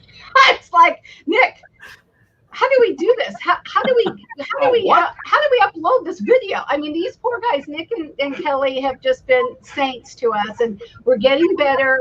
We're buying a microphone, Nick. Just so you know, we are buying a microphone. What? I can't hear you. But we're getting, we're learning a lot. But here's the neat thing: is we don't have to do the things that Titan does. That's what's so important to us. We want to be out traveling and experiencing the culture of everywhere. We don't want to take the time, like Katie is writing, thank God, and Titan is doing everything else for us. So editing. We are so blessed to have all of you guys on our team. And thank you so much for having us here and letting us be a part of this whole experience. Thank you. Thank you so much. Thank you both. And I will take this opportunity because Katie is also one of our digital and content marketing clients as well, along with having your blog with us. Some of the things that we offer is managing that, social media, the engagement, the posting, the video editing, the things that take the time so that you can focus on what you're passionate about. Katie's passionate about her blog. Susu and Jerry are passionate about their travels and about, and getting the content together, but they want to enjoy their lives. And that can be sometimes difficult when you are spending several hours a day video editing and wondering what you're going to post the next day. And are you posting consistently and all of that? And it's things that slip through the cracks. And it's not just for blogs, it's for businesses, it's for brands, it's for, creators. It's important to just have that presence online. And that's what we can offer to you. So if you want to learn more about that, please check out our website. Please contact us. I have a link on our website to book directly with my calendar, so you can do that. And we'll explain it and see if it's the right fit. And if it's not, we'll certainly help you and figure out what the right move is. You guys are amazing. You're amazing. I appreciate that so much. Look, My goodies are on the shirt. I love it. I've got my hat in the background here. Yeah, t-shirt. But can I just say real quick something, Nick, about a lot of people ask of how did we get our name? Just One More, and what does that mean? So years ago, well, not that many years ago, I used to was the director of development for a cancer foundation, and in this foundation, I dealt with cancer patients every single day. And the thing that we always heard, and Jerry was on the board of directors, the one thing we always heard is, if I only had just one more, whatever that was, one more Christmas, one more day with my children, whatever that is. And so when we looked at each other and when we knew we were partnering with you guys, we had to come up with a name, and we looked at each other and we said, it needs to be Just One More. And whatever that just one more is to you. For us, it's just one more trip down the road, right? That's right. Every day is different. Right. Every day is different. Or it's just one more Truly, or one more, juice, or whatever. One more JuneShine, yeah, right there. Yeehaw. So there you go. So thank you again for letting us be a part of you. We really, really appreciate you helping us make this journey more exciting for us. Thank you so Thank much. you. Thank you for letting me be a part of it too. You bet. Katie, Susu, Jerry, thank you all so much for being here. You bet. We are getting ready to throw into our next segment here. So I want to thank you all for being here. And yeah, as we get ready to move into our next segment, we are looking at Confessions of Retail. They are one of the original 6 of the Titancast Podcast Network. So they're one of the original 6. They were not able to be here live today, but they did put together a video just kind of showcasing a little bit about what their podcast is about. A majority of the people in this world have worked in retail, have worked in food and beverage, whatever it may be. You've had to deal with the public, myself included. I still deal with the public every single day, and you know what? We're just going to say the public sometimes sucks. They can be awesome, but they sometimes suck. And Confessions of Retail gives the people of retail and customer service a voice, and they share their stories, personal experiences, some of the highlights from the things happening in the world of retail, and more. So we are going to kick it on over to their video, Confessions of Retail, one of the amazing podcasts on our podcast network. Visit TitancastNetwork.com to check them out. Let's kick it on over. Hello, we are Confessions of Retail, all the tea. I'm Lexi, and this is my lovely co-host, Amy. Hello. We're so excited to be here. Yes, we are. Amy, what is our podcast about? Lexi and I have worked in retail a really long time, and retail is wild. So I was at work one time and I was just like, you know what? Working in retail, I have a lot of stories, and I know that other retail employees also have a lot of stories, and this would be a fantastic idea for a podcast. Yes, So yes it was. I told Lexi, I was like, Lexi, let's start a podcast together. And she was like, all right, bet. What's a podcast? Oh, you know. I'm clearly brilliant. I'm obviously the brains behind the whole operation. But seriously, still, what's a podcast? No. Anyway, we came up with this idea to start the podcast to be able to give retail employees a voice, a platform. Yes. Somewhere that's a safe space that you can vent about wild customers that you encounter at work, or even good things. They don't always have to be bad things, but you know, the good things are far and few between. They do happen. We all have great customers, but those are like, 1 out of 10. Sometimes we might round up on that. Our podcast, what do we do? Every week we get together and we record, and we'll talk about our own personal experiences of things that happened maybe that week during work. And we'll also read hilarious news articles. And some more loosely based than others, but we usually try to stay on topic with retail. So it's retail news, but not the business boring kind. No, we have all the tea here.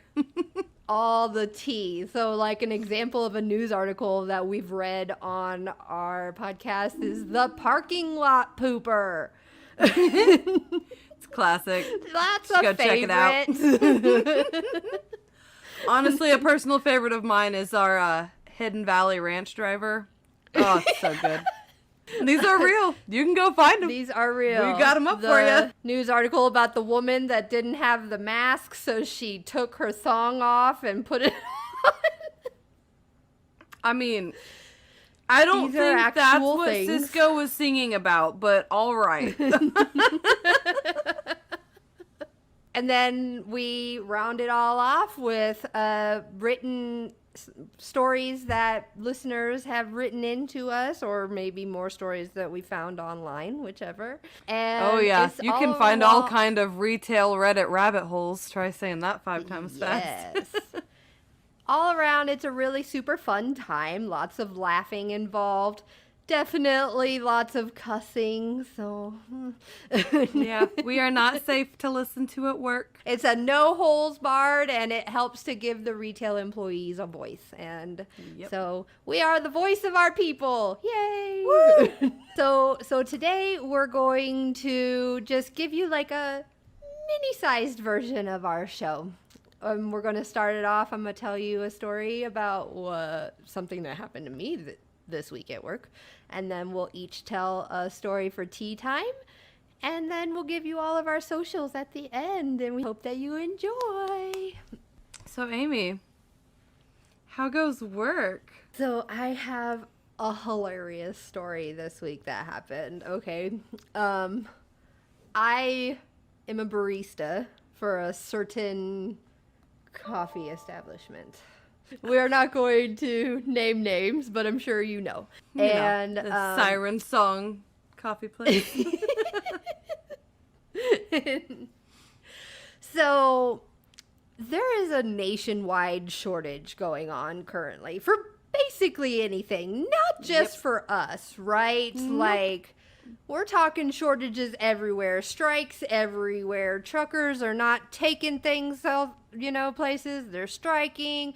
There's just, like, Chevy has stopped making cars for the next, 6 months, and the prices of car parts are, triple in price.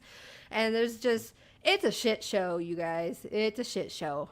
And it has trickled into my line of work, and we're out of a lot of things. Okay, but you know what, it's not our fault, and it's not anything that we have any control of. All we do is clock in, make your drinks, give you your drinks, and clock out. We have no control over what corporate sends us. And people are getting shitty. Amy. I saw you putting in the order yourself. You said, no hazelnut for you, Tina. I wish that I had that kind of control, but I don't. I would probably abuse that power if I had it too. Not gonna lie. I probably would. Especially this one guy that comes in all the fucking time. I would tell him that we were out of white mocha every day.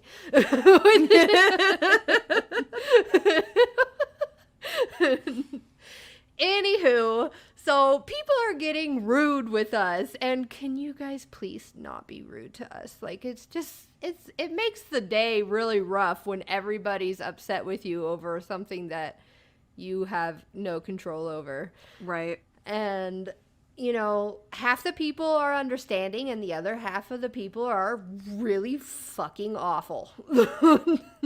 This past week, I have wanted to fly through the window and beat the shit out of this lady. And also, this other guy comes through the drive-thru, and I fell to the floor fucking laughing because it was hilarious. So he comes up to the speaker, and he's placing his order. And he asks for a venti iced hazelnut vanilla latte. And my coworker, she is taking the order, and she says, "Oh, I'm sorry. Unfortunately, we're out of hazelnut." And so then he asks for toffee nut. And she says, "I'm so sorry. Unfortunately, we're out of toffee nut also." And he goes like this. There's just like a little silence for a second. And he goes, "So you're telling me that y'all are nutless?" No nut. And everybody in his car started laughing. My coworker was giggling, and I started cackling because I'm listening on the headset. I'm not taking orders, I'm making the drinks. That's what I'm doing. And I start cackling because that was fucking hilarious. And my coworker, she giggles and she goes, "Well, we do have almond milk if getting your nut is very important."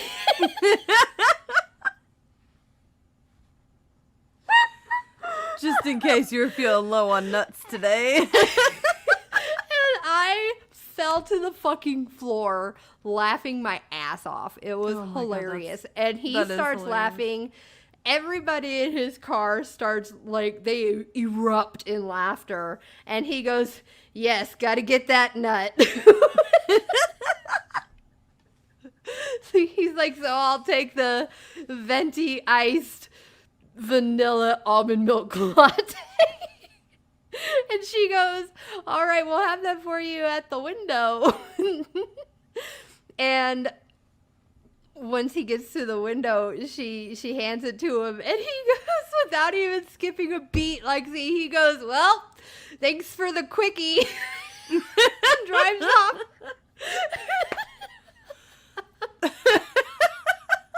That's just great. That man is a gem, and I hope he comes back often. Maybe next time you guys will have more nut for him. It was the best time ever, and I loved every second. So, let's get to some tea, Lexi. Ooh, you want to get into the tea? My story is titled, CEO Catches Me Stuffing My Face with Banquet Party Leftovers. So, I used to work at a fine dining place that would hold large banquets for assortments of festivities and tech seminars. A lot of Amex business cards with no real spending limits or budgets, yada yada. So it was common for people to go all out on the company dime.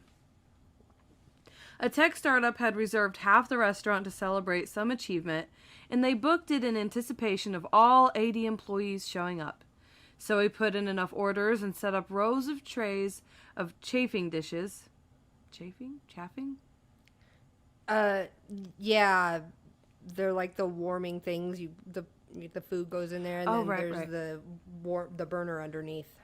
Okay. I don't know. I'm assuming it's chafing, but I don't know. I don't do catering. It's spelled like chafing, but yeah, when I think chafing, I'm like... Yeah, I'm thinking of my thighs rubbing together in my jeans. Yeah, I don't know. Think about triggered. All right.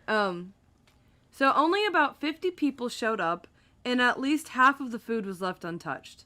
I'm talking a king's bounty of high-end, fancy seafood, ribs, steaks, the works, right? I know, right? All of a sudden I got hungry. Sounds so good. Shouldn't have read this after dinner. What am I doing?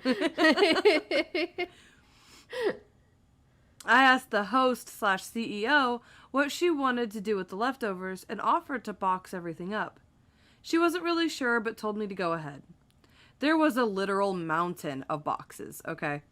I went around and told all the guests to help themselves to whatever they felt like taking home, of which several did. But by the time they all left, there was still a huge pile of boxes behind. What's the grace period before we can help ourselves? My hungry coworkers and I pondered. 1 hour? 1 hour. We all decided. 1 hour it is. The general consensus, 1 hour. You get 1 hour. It says 1 hour, we all decided, holding tight to something with as much legitimacy as the 10-second rule. Like, no, it's fine. I'm sure. Nah, I'm sure. This will be great. The other general rule is whoever was directly taking care of the party gets first crack. In this case, it was me. Also, it's common practice that whatever food is left over, we would haul downtown and hand it out to our local homeless shelter. So we're not all necessarily self-serving vultures. Look, I understand the weakness, though. Some fast food places, it wasn't hard for me to say no thanks to the food, but like that roast beef place, man, every time I'd make a sandwich, I'm like, She said the roast beef place. Is this one for me? Like it's a conveyor belt. Is this one for me now? They might have the meats. Not for me, though. So we've already cleaned, wiped down, and closed the banquet hall for the night. And the boxes have been sitting there for well over an hour. So I get the clear and head over with a fork. I'm ready. I got a fork. Here I come. I haven't eaten since noon and start absolutely shoveling food down my gullet. Hello? I hear a familiar voice. So I turn around with a mouth full of food. We're talking Looking chipmunk like a chipmunk. cheeks. It's kind of emerging out of the mouth, not even quite bitten yet. So I turn around with a mouth full of food, and the CEO is standing in the doorway looking at me. So I think, fuck, and awkwardly grab a napkin to cover my mouth. She had returned with a van so she could load up the boxes of leftovers. I can't say she was pleased, but she didn't seem angry either. I don't have much shame, so I shrugged my shoulders, swallowed the chunk of food down, and asked through my obstructed windpipe if she had needed any help loading the boxes. No, it's fine. I brought some help with me, she said.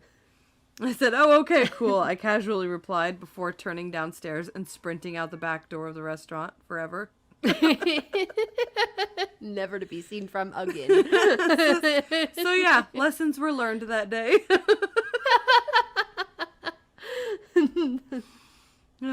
That is great. So, that's a brief rundown for you guys. If you guys liked what you heard, you can find us on any major podcast directory. If you have stories of your own that you would like to send us, we have an email and a Facebook and our own website. You can find us in all the places. Amy, you want to give them that email? So our email address is confessionsofretail@gmail.com. We have a TikTok. We have an Instagram. We have a Facebook. Our website is www.confessionsofretailpodcast.com. You can find our link tree on there, and it can point you to anywhere that you want to find us. As Lexi said, we are on any podcast directory. You really, there's nowhere that you can't find us if you want to find us. All right. Well, we'll see y'all on the flip side. Yes, we will. Bye. Finger Bye. guns.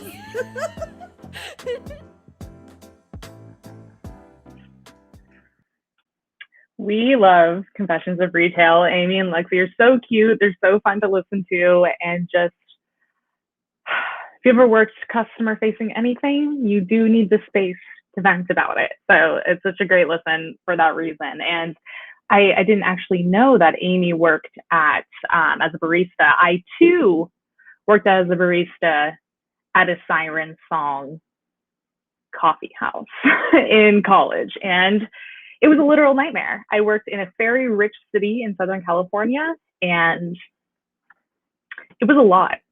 I bartend now these days, less so than I used to a few years ago, but I have to say, dealing with people with their coffee in the morning is maybe worse than dealing with drunk people. And I've had my fair share of having to cut people off and them yelling at me, but nothing compares to someone who hasn't had their caffeine fix yet in the morning. So we love you, ladies. Thank you for your service. And if anyone else has ever or does work in any sort of customer facing position, it's the best way to get your laughs and kind of decompress from the stress that is that. Also, I have to say about that story with the caterer, I guarantee you those people who work at the catering place do not get paid enough, and they absolutely should be able to eat all that food. And if anyone ever shames them, especially a CEO, I don't think so. I don't think so. You eat all that lobster tail, you eat all that short rib you can. So what do we got coming up next? We have got one of our partners shows. Mike Hill is our creative director of the Titan Media Collective. His show is called Man Bites Dog. It's kind of news/game show. Super fun. They're always telling like wild stories about things going on. And they've got a little pre-recorded video for us, a little bit of a puppet show, if you will, that we are going to show y'all right now. Welcome to a special shorthand edition of Man Bites Dog. It's the weekly weird news game. My name is Mike Hill. I'm here with Grant Hill. Grant, you said Grant Hill, you dip. That's a basketball player. Case Hingeville. You got me. My hands are normal sized. Okay, it's Case Hill. That's Case Hill. That paper bag is Case Hill. That paper bag is Grant Hingeville. No, you're ruining the illusion. We are not paper bags. We are the three of us. People. I'm Ron Burgundy. We're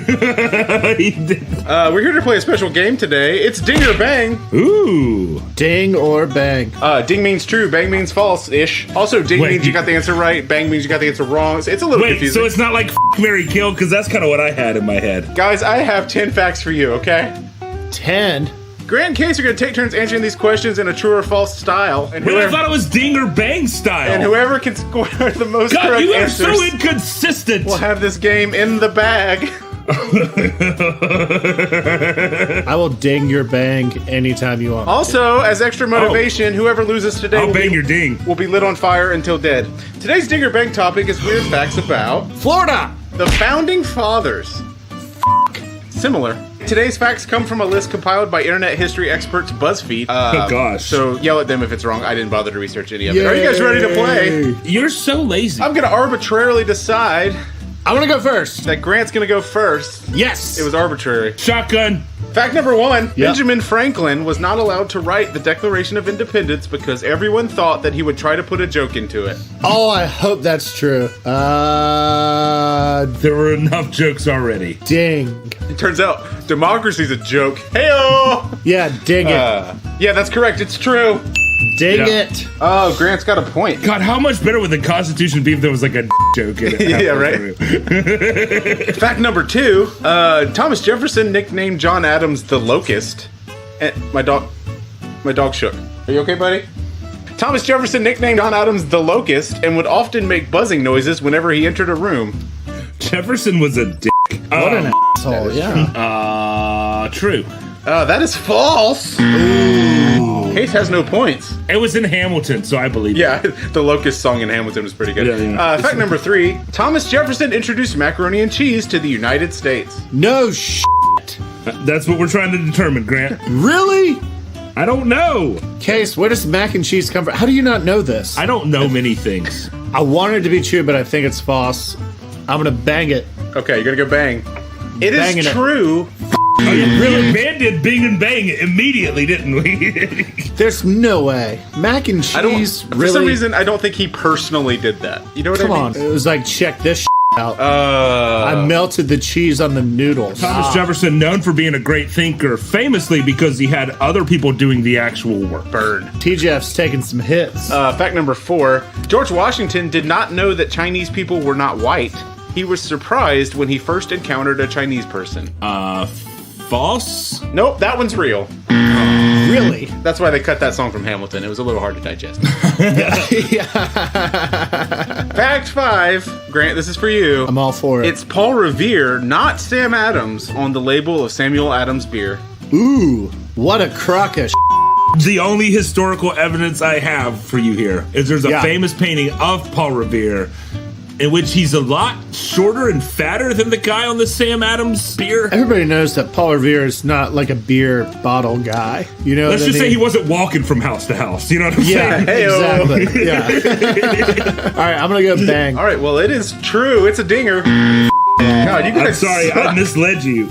You guys are really, Have we really gotten bad at any this right game. yet? Yeah, Grant has 1 point. Fact number 6. Benjamin Franklin's private notes included a design for a water wheel bidet that he never got around to building. In France, they had this toilet that shot water up my ass. Yeah. But over here, we don't have fancy European plumbing. We've got no aqueducts, so we need a water wheel to shoot water up my ass. You need that water wheel after all that mac and cheese, because you're a little stopped up. You know what I mean? That sounds more like a Da Vinci, thing than a Franklin. There you go again, fucking thinking. My heart says that Benjamin Franklin wanted a bidet. Okay. The correct answer is false. My heart is an idiot. Why did you listen to me? Why did you listen to me? Fact number 7. Because I trust you, Grant. John Adams had a dog named Satan. Satan lived in the White House with the president. Here's Satan.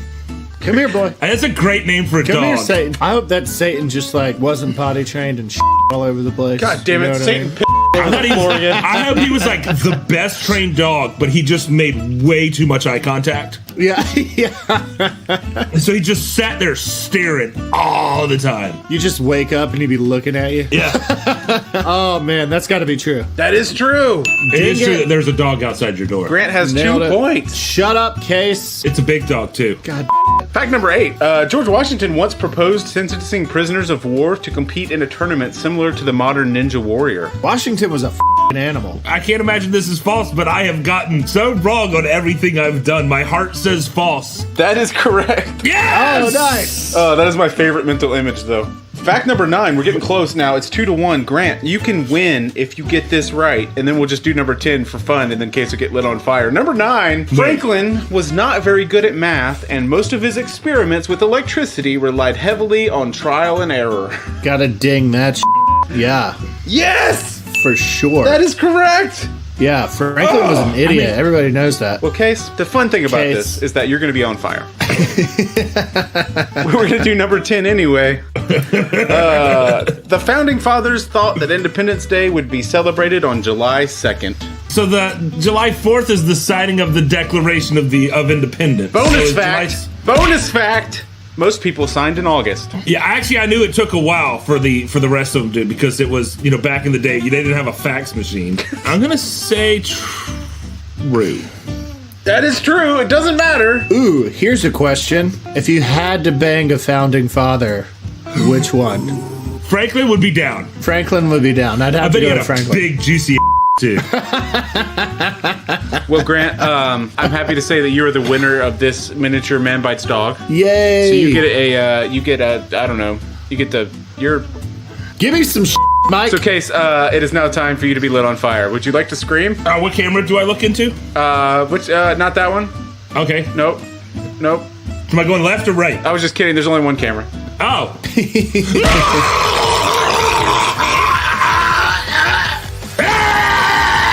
Check out Man Bites Dog wherever you listen to podcasts.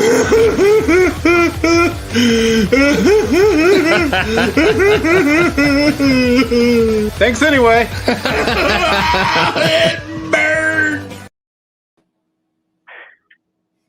I was kind of expecting a little bit more of a fire explosion, but that works. Oh, I mean, our budget was very small, to be fair. But it's nice. I've been watching, by the way. I'm a big fan of you guys, and I was following along, doing all the work basically, in the back room. But I've been enjoying what you've been doing. Keep up the good work, I guess, is what I'm saying. Thank you. Appreciate it. I have done nothing. I just want that to be clear. I don't want anybody to get the wrong idea. I was sitting in our green room, making it harder for everyone else because I'm just not. Nick, are you feeling okay? Oh my God, I'm crying, Mike. You're not allowed to make things that funny. Sorry. Make me cry. Oh, it's my buddy. Oh my gosh. The guitar didn't make the cut. The guitar will make the cut eventually. It just hasn't yet. We'll see. The sequel. Cat Paw says they're traumatized by that, but that was sorry. That was so educational and so funny at the same time. Mike, Trigger warning puppets, I guess. Mike, welcome to the show. Thank you. Mike is our creative director. You know video editing. You know some shit. Some of it. Yeah, done it before. Yeah. Some time. It showed there. And your podcast, Man Bites Dog. Yeah, Man Bites Dog. It's a weekly game show where we usually the idea is that we talk about the news, and the weird things that people do at Walmart, for example. But most of it has become whatever I feel like writing about for our quizzes. So it's all over the place now. Very, very basically though, it's about the news, I guess.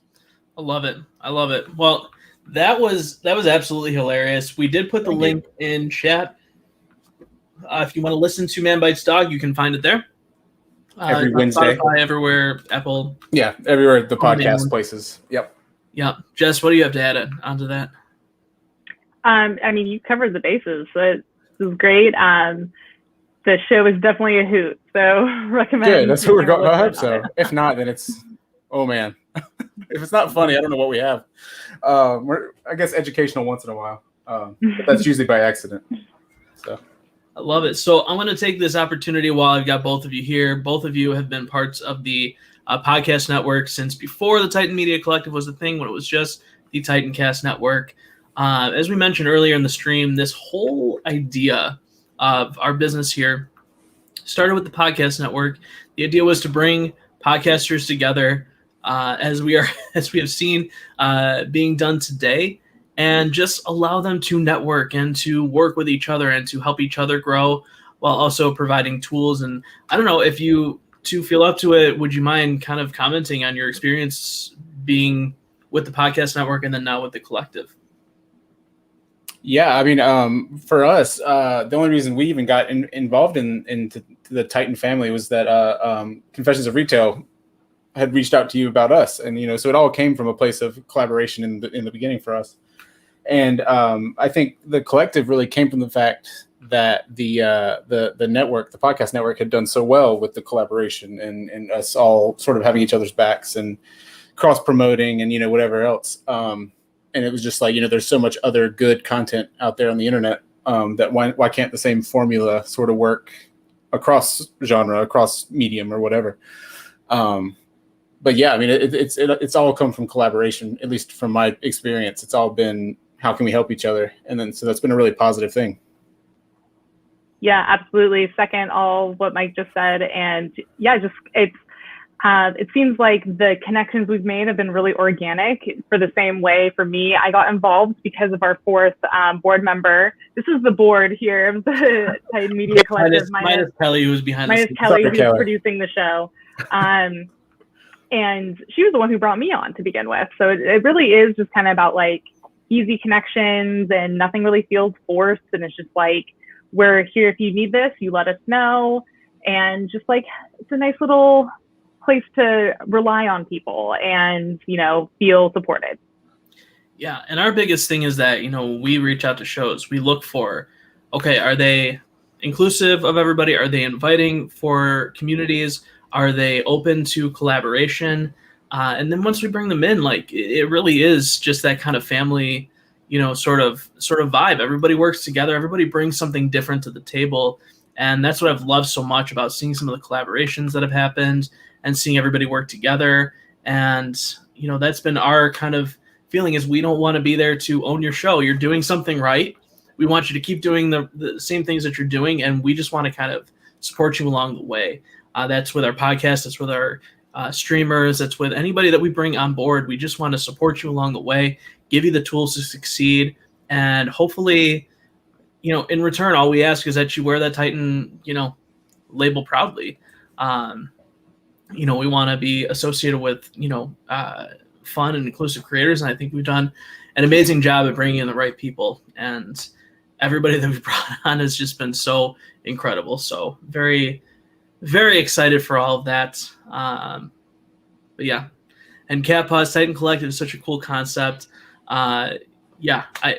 We appreciate everybody being here. We appreciate everybody that's watching so far today, supporting our creators. You may be coming from one person's podcast or one person's stream, and hopefully you're finding other people that you may be interested in. That, like I said, is what we're looking for. We don't look for, hey, we only want Call of Duty streamers. Hey, we only want true crime podcasters. We only want this, that. We want people who are engaged in their communities, inviting, so that when you go from one place to the next, you are welcomed in and can participate and feel like you belong there. That's what we are super huge on. So we appreciate everybody that's been here so far. We still have a little bit of show left today. Jess, how are we doing on JuneShine?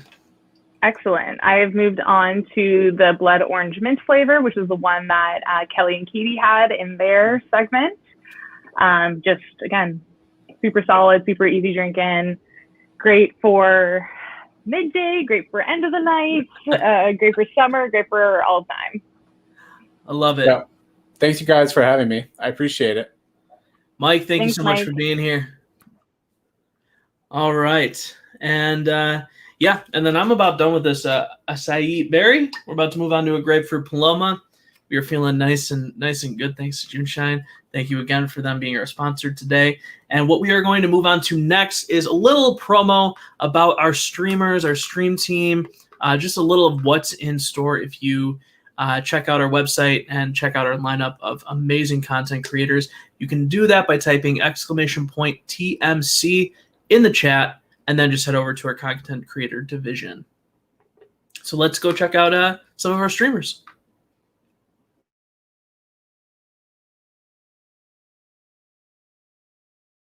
Well, I am over being a baby. I ain't no baby. I'm a boss-ass bitch, Randy.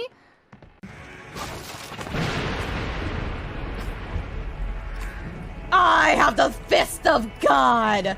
I am Thor. Hear my thunder roar. Oh, I killed someone. Please clip that. Please clip that.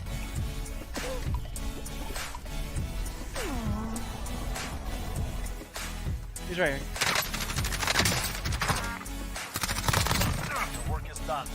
Let's fucking go!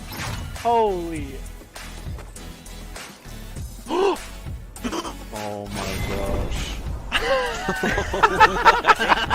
Oh my gracious. This is so many chickens. There's more chickens in my house than there are in my chicken farm. Yes! Yes!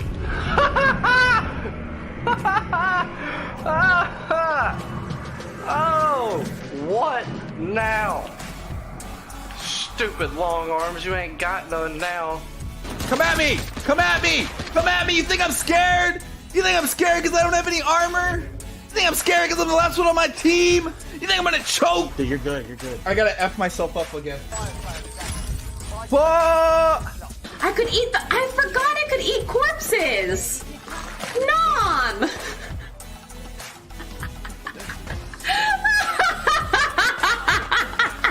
Okay, so look, there's a trap over here, and I know that.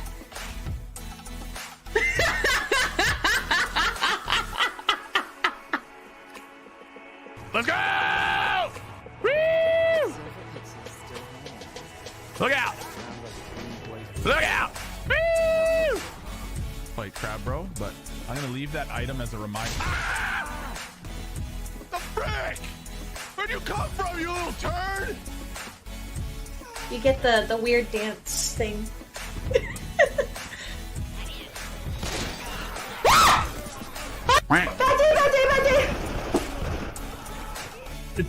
Hold on. Renner, where on the owl did the god touch you? Isn't that basically Azathoth's rear end? Turn your now, Elder God, turn your head and cough.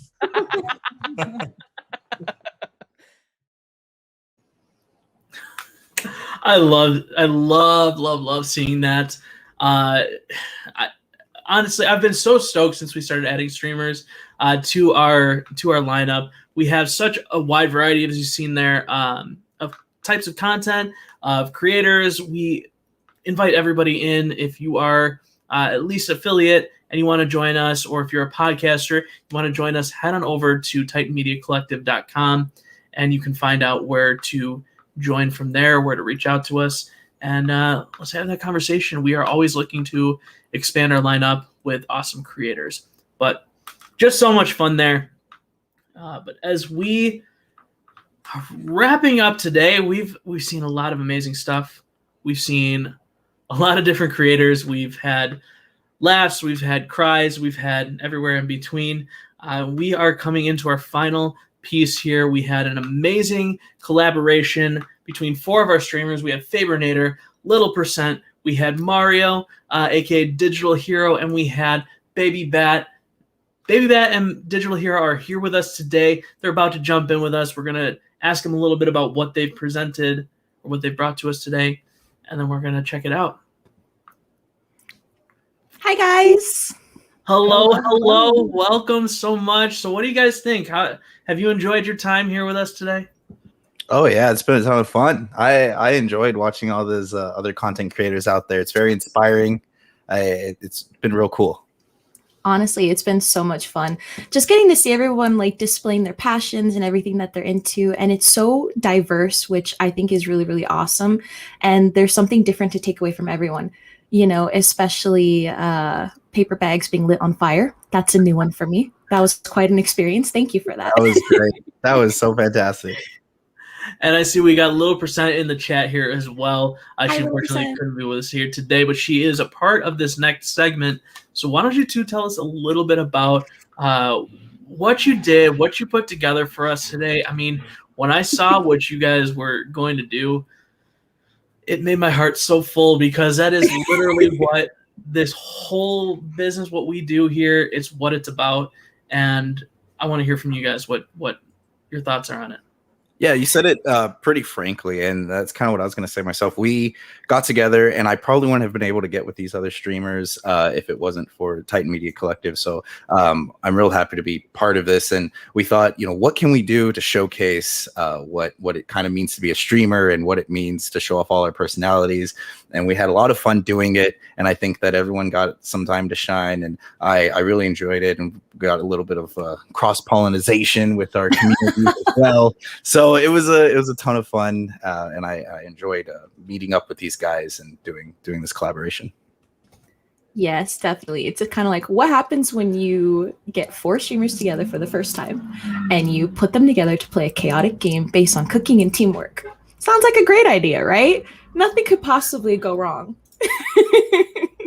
I love it. I love it. So obviously with the pandemic and everything that's happened, you know, more and more people have been getting into streaming. I want to know where you two kind of started with your whole streaming journey and, you know, where you're at now. Yeah, I've always been fascinated with just content creating. I mean, always into YouTube, spent so many endless hours doing that kind of stuff. And I was kind of like a theater kid, but never had the time to actually be part of theater. So this is during the pandemic. This was a way for me to stretch my creative muscle, and I created like the digital hero community where everyone here is kind of a hero. The whole idea is that, you know, you come in, play some games together, and, you know, just doing one selfless act, doing one nice thing for one person, or one kind act, whether that's just being a friend or whatever, having a compliment. That's what it's all about. You can make someone's day, and that's kind of the message I want to spread with this kind of thing. So I've been enjoying my journey as a streamer and enjoying the community in Twitch and on YouTube. I love it. And Baby Bat, the vibe that you got going, tell us all about it. I'm obsessed. Okay, so yes, you see the vibe. So I am Baby Bat, obviously, and hello, boys and ghouls out there. I am your spooky ghost host with the most. I started off as a content creator. I did a lot of stuff on TikTok, and then I had videos that blew up, and I was like, okay, this is cool. And I played video games with friends, and they're like, you know, you should do streaming. You really should get into it. There's a pandemic. There's not really too much that's going on right now, so just do it. And I was like, okay, why not? I'm into, you know, the video games, the anime, the pop culture. I'm your local meme dealer. It's cool. Let's give it a shot. And so I did it. And it's been so much fun. I have gotten the opportunity to network and meet so many wonderful, amazing people, just like everybody here that's part of the Titan Media Collective. And it just keeps growing, and it's getting better and better. And I'm just so excited for what the future holds, and just the more people that I get to meet and brighten their day with my absolute chaos. I love it. I love it. And, you know, I do want to take this opportunity to mention you two are super active in our Discord community. So if you want to join, if you want to interact with the people that you've seen today and the ones that weren't able to make it, but just everybody type in !Discord in the chat, whether you're on YouTube, Twitch, doesn't matter. Type it in there. And yep, right there you can see the link to our Discord channel. Please join. We'd love to have you. We have all sorts of fun conversations. But yeah, so what do you have planned for us today? We're about to kick it off. Just give us a quick little 30-second summary, and we'll head on over to it. 30-second summary, oh boy. Yeah, what's your elevator pitch for this? Okay, 4 streamers get together, play Overcooked, a lot of cooking, a lot of teamwork, a lot of chaos. Blah, blah, blah, blah, blah. That's what it was. Mind you, most of us, if not all of us, had never played this game before.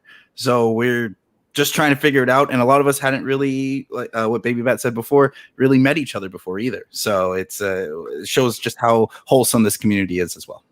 I love it. Well, let's kick it on over. Digital Hero, Mario, Baby Bat, and Mari, thank you so much for being here today. Let's go check out what you put together for us. Also, Fabernator and Low Percent, part of this as well. We'll put all their links in the chat. Enjoy. No.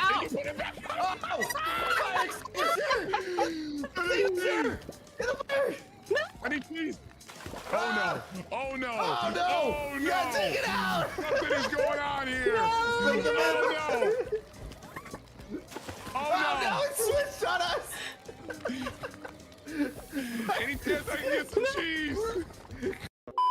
As well. We're live. We're live. You guys all set? Bruising All good? for a Sounds, bruise echoes? in here. Echoes No are beautiful. echoes. We're good. We're good.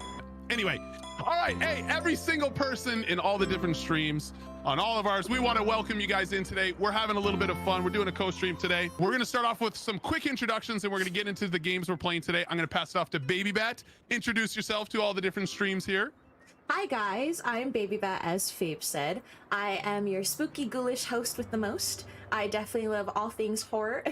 Thank you, Digital Hero. I definitely love all things spooky horror. I love first-person shooter games, you know, the nostalgic Nintendo and all that good stuff.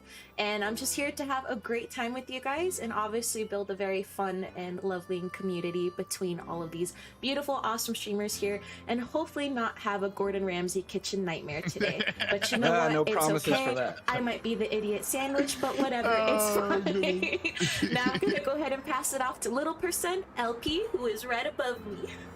Hello, my name is Little Percent. I go by LP, Percy, Kira, if you're feeling, I don't know, wild. We do completely like blind playthroughs of all games on my stream, building a community as well of people that really enjoy those games or know nothing about them. I don't know, we're just here for a good time. I stream Sundays and Wednesdays at 4 p.m. Pacific Standard Time and Fridays and Saturdays at 9 a.m. Pacific Standard Time. Yeah, I don't know anything about this game, which is very on brand, so we're just gonna give it our best shot. Awesome. And I'll pass it off to Fabrinator. Hey, what's good, everybody? My name is Fabrinator. You can call me Fabes. You can call me Josh. You can call me whatever the heck you want. I stream on most weekdays, generally around 10 a.m. EST to whenever the heck I can. I stream all kinds of different games. Come hang out. My community is called The Neighborhood. We love welcoming new people. Come join us. I'm going to pass it to Digital Hero with my man. What is up, everyone? I am so excited to be here. I'm a little nervous. I'm a variety streamer. I love to play RPG games on hard. In the morning times, you can catch me around 9 a.m. Central Time, where I'm going to be right now. I'm playing Mass Effect and other RPG games. At nighttime, I like to kick it with the boys. We play Halo, Call of Duty, whatever else. I love to do all sorts of different types of video games. And every Friday at 8 p.m. Central Time, I'm going to be playing Dungeons and Dragons, where I am a DM. We love interacting with chat and having those things. So join in once a month. I love to do an event. This last month, I ate spicy wings while trying to play Call of Duty. It was a trip. And I love doing that kind of stuff. Awesome. So join in, have fun. I'm glad to be here with these guys, and I'm excited to see how things go. Following is based on actual events. Only the names, places, and vegetables have been changed. Wait, there's actually a story? Just after tea time. At last. At last. I didn't How realize long have I waited for this moment? Is The that an trials onion? we had. It's the king onion. Look at it, Kevin. Look. And allow to rise. But get it? The bird's gonna It's not a rise. story, it's a It's nightmare. gotta be spooky. Oh my god. It's zombie It's the unbred. zombie food. Wait, what are we playing? We're just gonna be running around in the kitchen. Yeah. Touch my baguette. Okay, Wait, what- ready, okay. apparently? I don't know the controls on Excuse What do me? we do? Grab a. Oh, it tells you. Wait, hold on. Grab okay. lettuce. I grabbed a Where's tomato. lettuce? Where's the you- Where's lettuce? the tomato? I don't know where the You gotta lettuce give is. it to us. There's a You gotta give it tomato. to us. There. You gotta There, go to the there, there. pirates. Drop the Oh, thing. that's a pickle. Oh my I don't god, wanna what are pick it up. those? Wait, how do I pick it up? Do it. Oh, here it Thing is. is a thing. And chop it up. There's a pickle. You gotta Okay, chop How it do up. I chop? Oh no, wait, who am I over here with? What Who's is- the shark? Don't pick it up. Hi, Grandma. Wait, who's pick it up? You I gotta know chop how to do it. it. I want to You gotta. One eternity later. drop the plate. tomato. I've got I no need some plates. pickles There we go. chopped. There Let's we go. go. Put There that we out. go. There we go. There we We're go. out of plates. We need a lettuce I need tomato someone. pickle What do you mean combination. I need. Wash the. There we go. There we go. 2 plates. Chop that lettuce, my guy. Chop that lettuce. What do you need? What do you need? Talk to me. We need lettuce. We need lettuce. We need lettuce. We're needing lettuce. And then we'll be more lettuce. We need more lettuce. I got the tomato. I need more lettuce and then a plate. Lettuce is I all need over more the place. lettuce. Somebody just threw lettuce at me. There we go. Double lettuce. Oh. Lettuce. Oh, time is We're on fire. All right, hey, I've never been so stressed in my life. That was the tutorial, guys. That was just I feel good. I feel like that was the. We're ready to go. Yeah. We need another one. We need another one. Do we cut We this? cook fish. No, you don't cut I'm gonna that. cut fish. Don't I'm cut cutting that. fish. I'm gonna do it. You need to get out of my chopping kitchen. machine here. We're gonna Yo, be a chopping hey, machine. why do we It's got done. civilians walking through here? Get out of my kitchen, lady. Oh my gosh. Rice ready over straight here. up and threw away the rice. Oh ready to no. run. Okay. Oh, Come on, man. I no. worked hard on that rice. I'm literally getting carpal tunnel on my left arm. We got more Can chopping somebody coming eat me over. some rice, I please? see you. I see you. I see you. I got you. I got you. Here you go. Thank you. Good catch. Another Grandma's Slip across the driving. river. She's got this. Go through the trees. Yep. Oh, Okay, you Oh, Grandma. grandma. Oh, grandma. Grandma. Please Yeah. order. Oh, you need flour? Okay. hold I on. got the dishes. I got the dishes. Somebody please Put deliver that- this.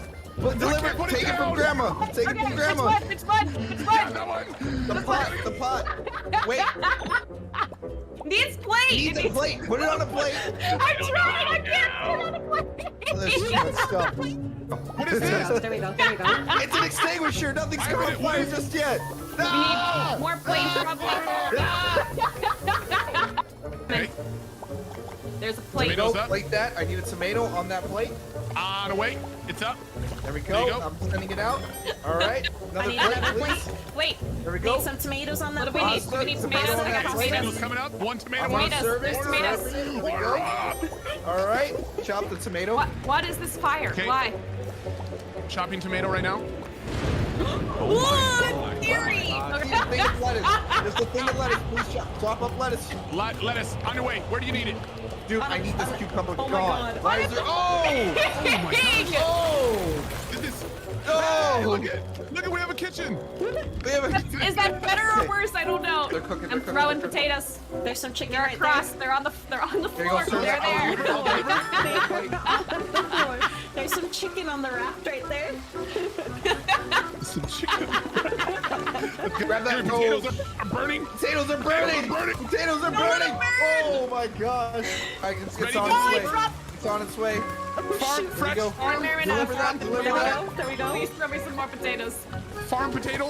Wait. From farm to table over here. Cooked over there. Go grab the french fries.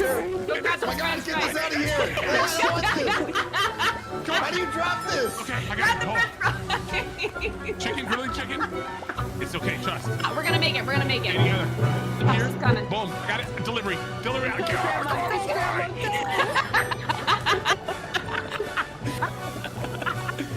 I've got a clean All right. plate over here. What clean plate? Pasta right here. I'm coming for you, pasta. Thank you, pasta. Okay. Mushrooms right there. Okay. Here we go. Look at the go. Listen to the communication. They're on fire. Wrong button. Thank you, rice. And then mushrooms I got over here. Do we need to throw those across as well? What? To be cut. You can if you want to. There is a bridge. Just a heads up. Oh, there is you a can bridge. die on this map. There we go. We need more meat. I'm on my way for plates. Oh, that's 2 people down. That's 2 people down. Meat's coming. Meat's coming. Grandma, give me the. Okay. No. I need meat chopped. Over here. Put the thing there. Oh, I got another meat right here. Oh, it's not done. It's not done. Baby bat, your rice wasn't done. I died. Grandma's back in action. Delivering. Watch out. Grandma had a plate to deliver, man. I can't say anything. Star Wars. Oh. Star Wars. What is this? Oh, it's a portal. It's a portal. I'm such a huge Star Wars. We know how to do burger. There's a portal. Chop it. You just stay up there and chop. I'm delivering. Okay, well, watch out. Wait, what happened? Where did our cheese and lettuce order go? Hey, I put it in. What happened to our cheese and lettuce I put it order? in. I put it in. We'll chop some lettuce. I'll leave the pans up here too. I'm coming for buns. Okay, I'll grab the Chop pan. Here, lettuce. I'll chop buns. I'll toss buns right now. Lettuce Chop and that. cheese are Good. ready. Lettuce and cheese needed up here. Actually, I'll I'll just grab come the down. lettuce and cheese, I'll I'll come bring down. it. I'll come down. Boom. Got plates for Can I get some more days. meat over here, please? Got plates for Coming for the days. lettuce. Then meat. Meat. I need a meat on this. I got it. Meat, cheese, good. I need a plate. Got it. Okay, good. Oh. I'm on the easy side. Right? Okay. Mario and I deserve Throw to be us on the some easy food. side. Just throw us some food. Grilled chicken, grilled tomatoes. That's what we need. Grilled chicken, grilled tomatoes. All right. Toss them over. Potatoes. You mean I got 'em. potatoes? Good. That's chopped. Thank you. That's gone. That's gone. Okay, I need another. Oh shoot! Excellent. Okay, we're restarting. Yep. Potato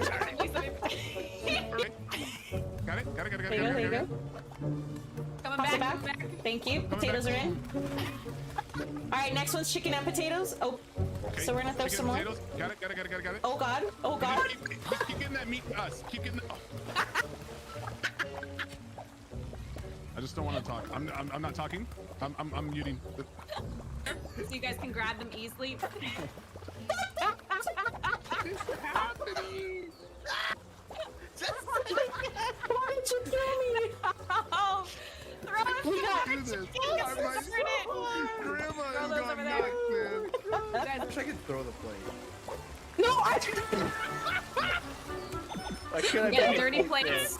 Dirty plates. Yeah, I've got meat ready.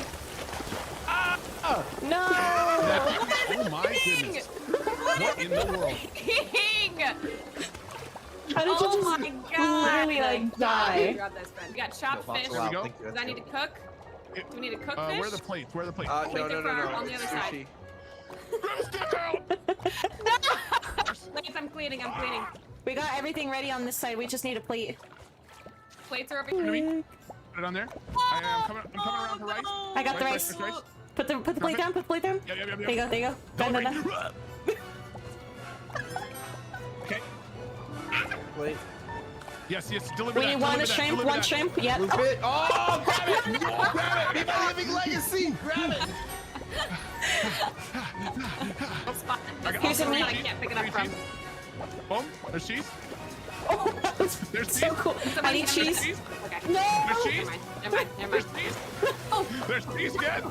There's cheese. The cheese is going everywhere. It's not supposed to. Cheese. Nope. Okay. Why is cheese so Meat difficult? is ready over here. Meat is ready. They're frying. Okay. Good. Oh my god. Get another one of these going. Put a meat in the bottom one. Meat in the bottom one right here. I need meat in this one. No. Is that shrimp done? Yeah, I think it's done. Okay, steam it. All right, where am I? Okay. It won't let the carrots go in the steamer. How do we get the carrots in the steamer? You need to get flour. You need to mix them. Yeah, put that on there. Good. Put it on. Quad kill. Okay, we're restarting. So carrots? Guys, thank you so much for the chaos, for the laughs, the giggles, the fun. I can't believe how much fun that I had, honestly. I'm a big laugher on my channel anyways, but this was chaos blown out of the water. Fabernator, thank you for being here. Absolutely. You got any last words to wrap up with? Yeah, hey, everybody, thank you so much. This is going to be playing most likely this weekend when both LP and I cannot be there. We are so sorry we can't be there with you all today. We're super excited for you to see all the content and stuff that Mario, Baby Bat, myself, and LP put out. Thank you so much for joining us and watching our video. Again, my name's Fabernator. You can follow me, Fabernator, on Twitch, Fabernators on Twitter and Instagram. Variety streamer, play all kinds of different games. Come join the neighborhood whenever you want. We'd love to have you. Right now, I just played my first MMO. It's kind of weird. Yeah, games are just kind of weird right now. We'll figure it out. Playing whatever we can. Thank you so much. Can't wait to play with these three amazing people again soon. What about you, LP? You can find me on _% on Twitch, Kira_LP on Twitter and Instagram. Right now, we're cruising through Mass Effect Legendary Edition. I've got Subnautica Below Zero finishing up, and we're doing the entirety of Dragon Age Origins in a row. I don't know anything about these games, but it's been real fun. Well, I guess I've played Mass Effect, but it's a good time. We're just here for a good time and here to spread some love, so come hang out. Awesome. Cheers, everybody. Thank you so much for joining us during this Titan Media Collective what do we want to call it? Like an expo? We want to call it a highlight reel? A showcase? That's the word. Thank you guys so much for joining us. We'll catch you around. Later. Whew, I gotta try not to get emotional after that, though. Oh my god, I love that. Oh, Jess, you're muted. Same though. There we go. Yeah, I think I need to download that game immediately. I know, right? Same. Also, the fact that LP was saying she's going to play the entirety of Dragon Age Origins. That's a lot of... It is a lot. It's so much fun to watch her. Oh my god. That's great. I love it. Well, that, like I said, try not to get emotional because it feels so good to see everybody come together. That's why we, launch this. That's why the Titan Media Collective exists, is to bring creators together. That's part of our mission. That's part of what we do, why we're here. And it was just so much fun to watch them all get together, bring their communities together, and just have so much fun doing it. So with that said, if you are a creator, if you're a podcaster, a streamer, a musician, whatever it may be, reach out to us. You can email us at team@titanmediacollective.com, or me personally, nick.brose, B-R-O-S-E, @titanmediacollective.com, and you can book directly with my calendar, whatever it may be. Let's have a conversation. We are always looking for good creators who want to be a part of a community, who want to be a part of something bigger than just themselves. And I think that was clearly on display here today. Jess, what do you have to add? Yeah, I mean, you pretty much nailed it. It's really just been a great showcase of, what the collective is about. As you can see right here, titanmediacollective.com is where you can find some more information. And that's just kind of what we're about. It really is pretty vast in terms of the content and content creators that we have. So like whatever creative endeavor you're working on, you can always just shoot us an email, see if there's any space for you to fit in. I'm sure there is, because we do have just such an eclectic group of people. So it's been a great showcase of what we do here. Yeah. And I do want to add, we've seen podcasters, we've seen streamers, but we don't keep them separate. Like, and you'll see if you join our Discord server, everything is open to everybody. We are here to give creators as many opportunities as they can to get exposed to as many people as they can, and to expose as many people as they can to our creators. We want to get people out to, we just want to share their talents and their passions with the world. So, just because we're having our community night doesn't mean our podcasters aren't invited. Doesn't mean, that when we do our family podcast that our streamers aren't invited. Everything is completely inclusive.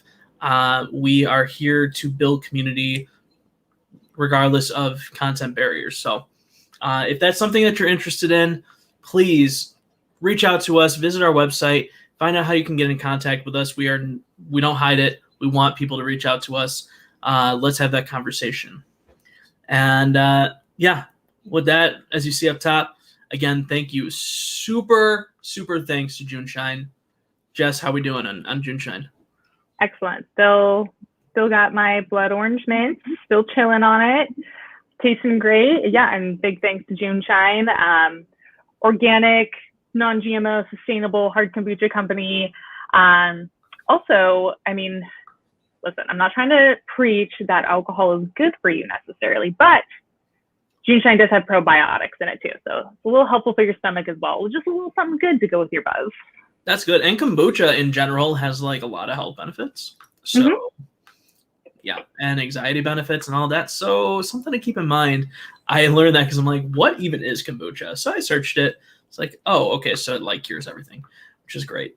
I'm not a doctor though, so don't take that as medical advice.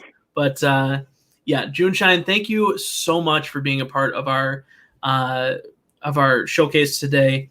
We appreciate them coming along. Jess, thank you for getting us in contact with them. Absolutely. And yeah, I think with that, we're just about wrapped up. Like I said, make sure you put !TMC in the chat to find our website, to check everything out. Get in contact with us if you're a creator, or if you just want to say, hey, we love what you're doing, but make sure to follow all of our amazing creators, all the awesome content that we've seen today, and all the content that we're going to continue to put out. It's been a blast.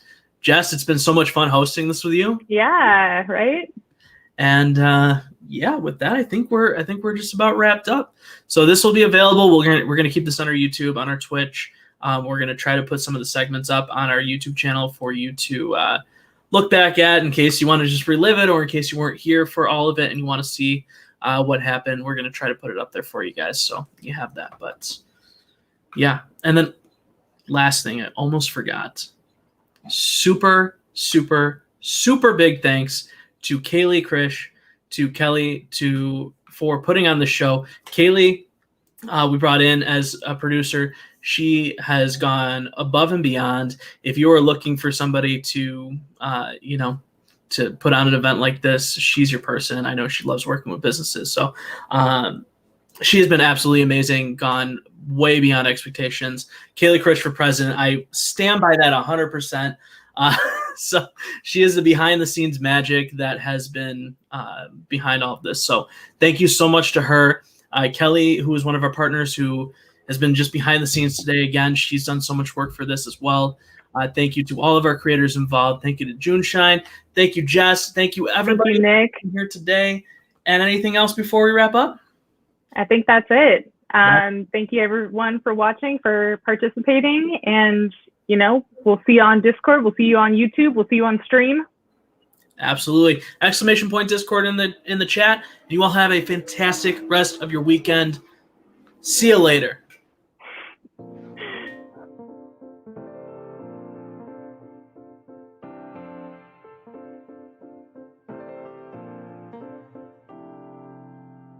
Stop.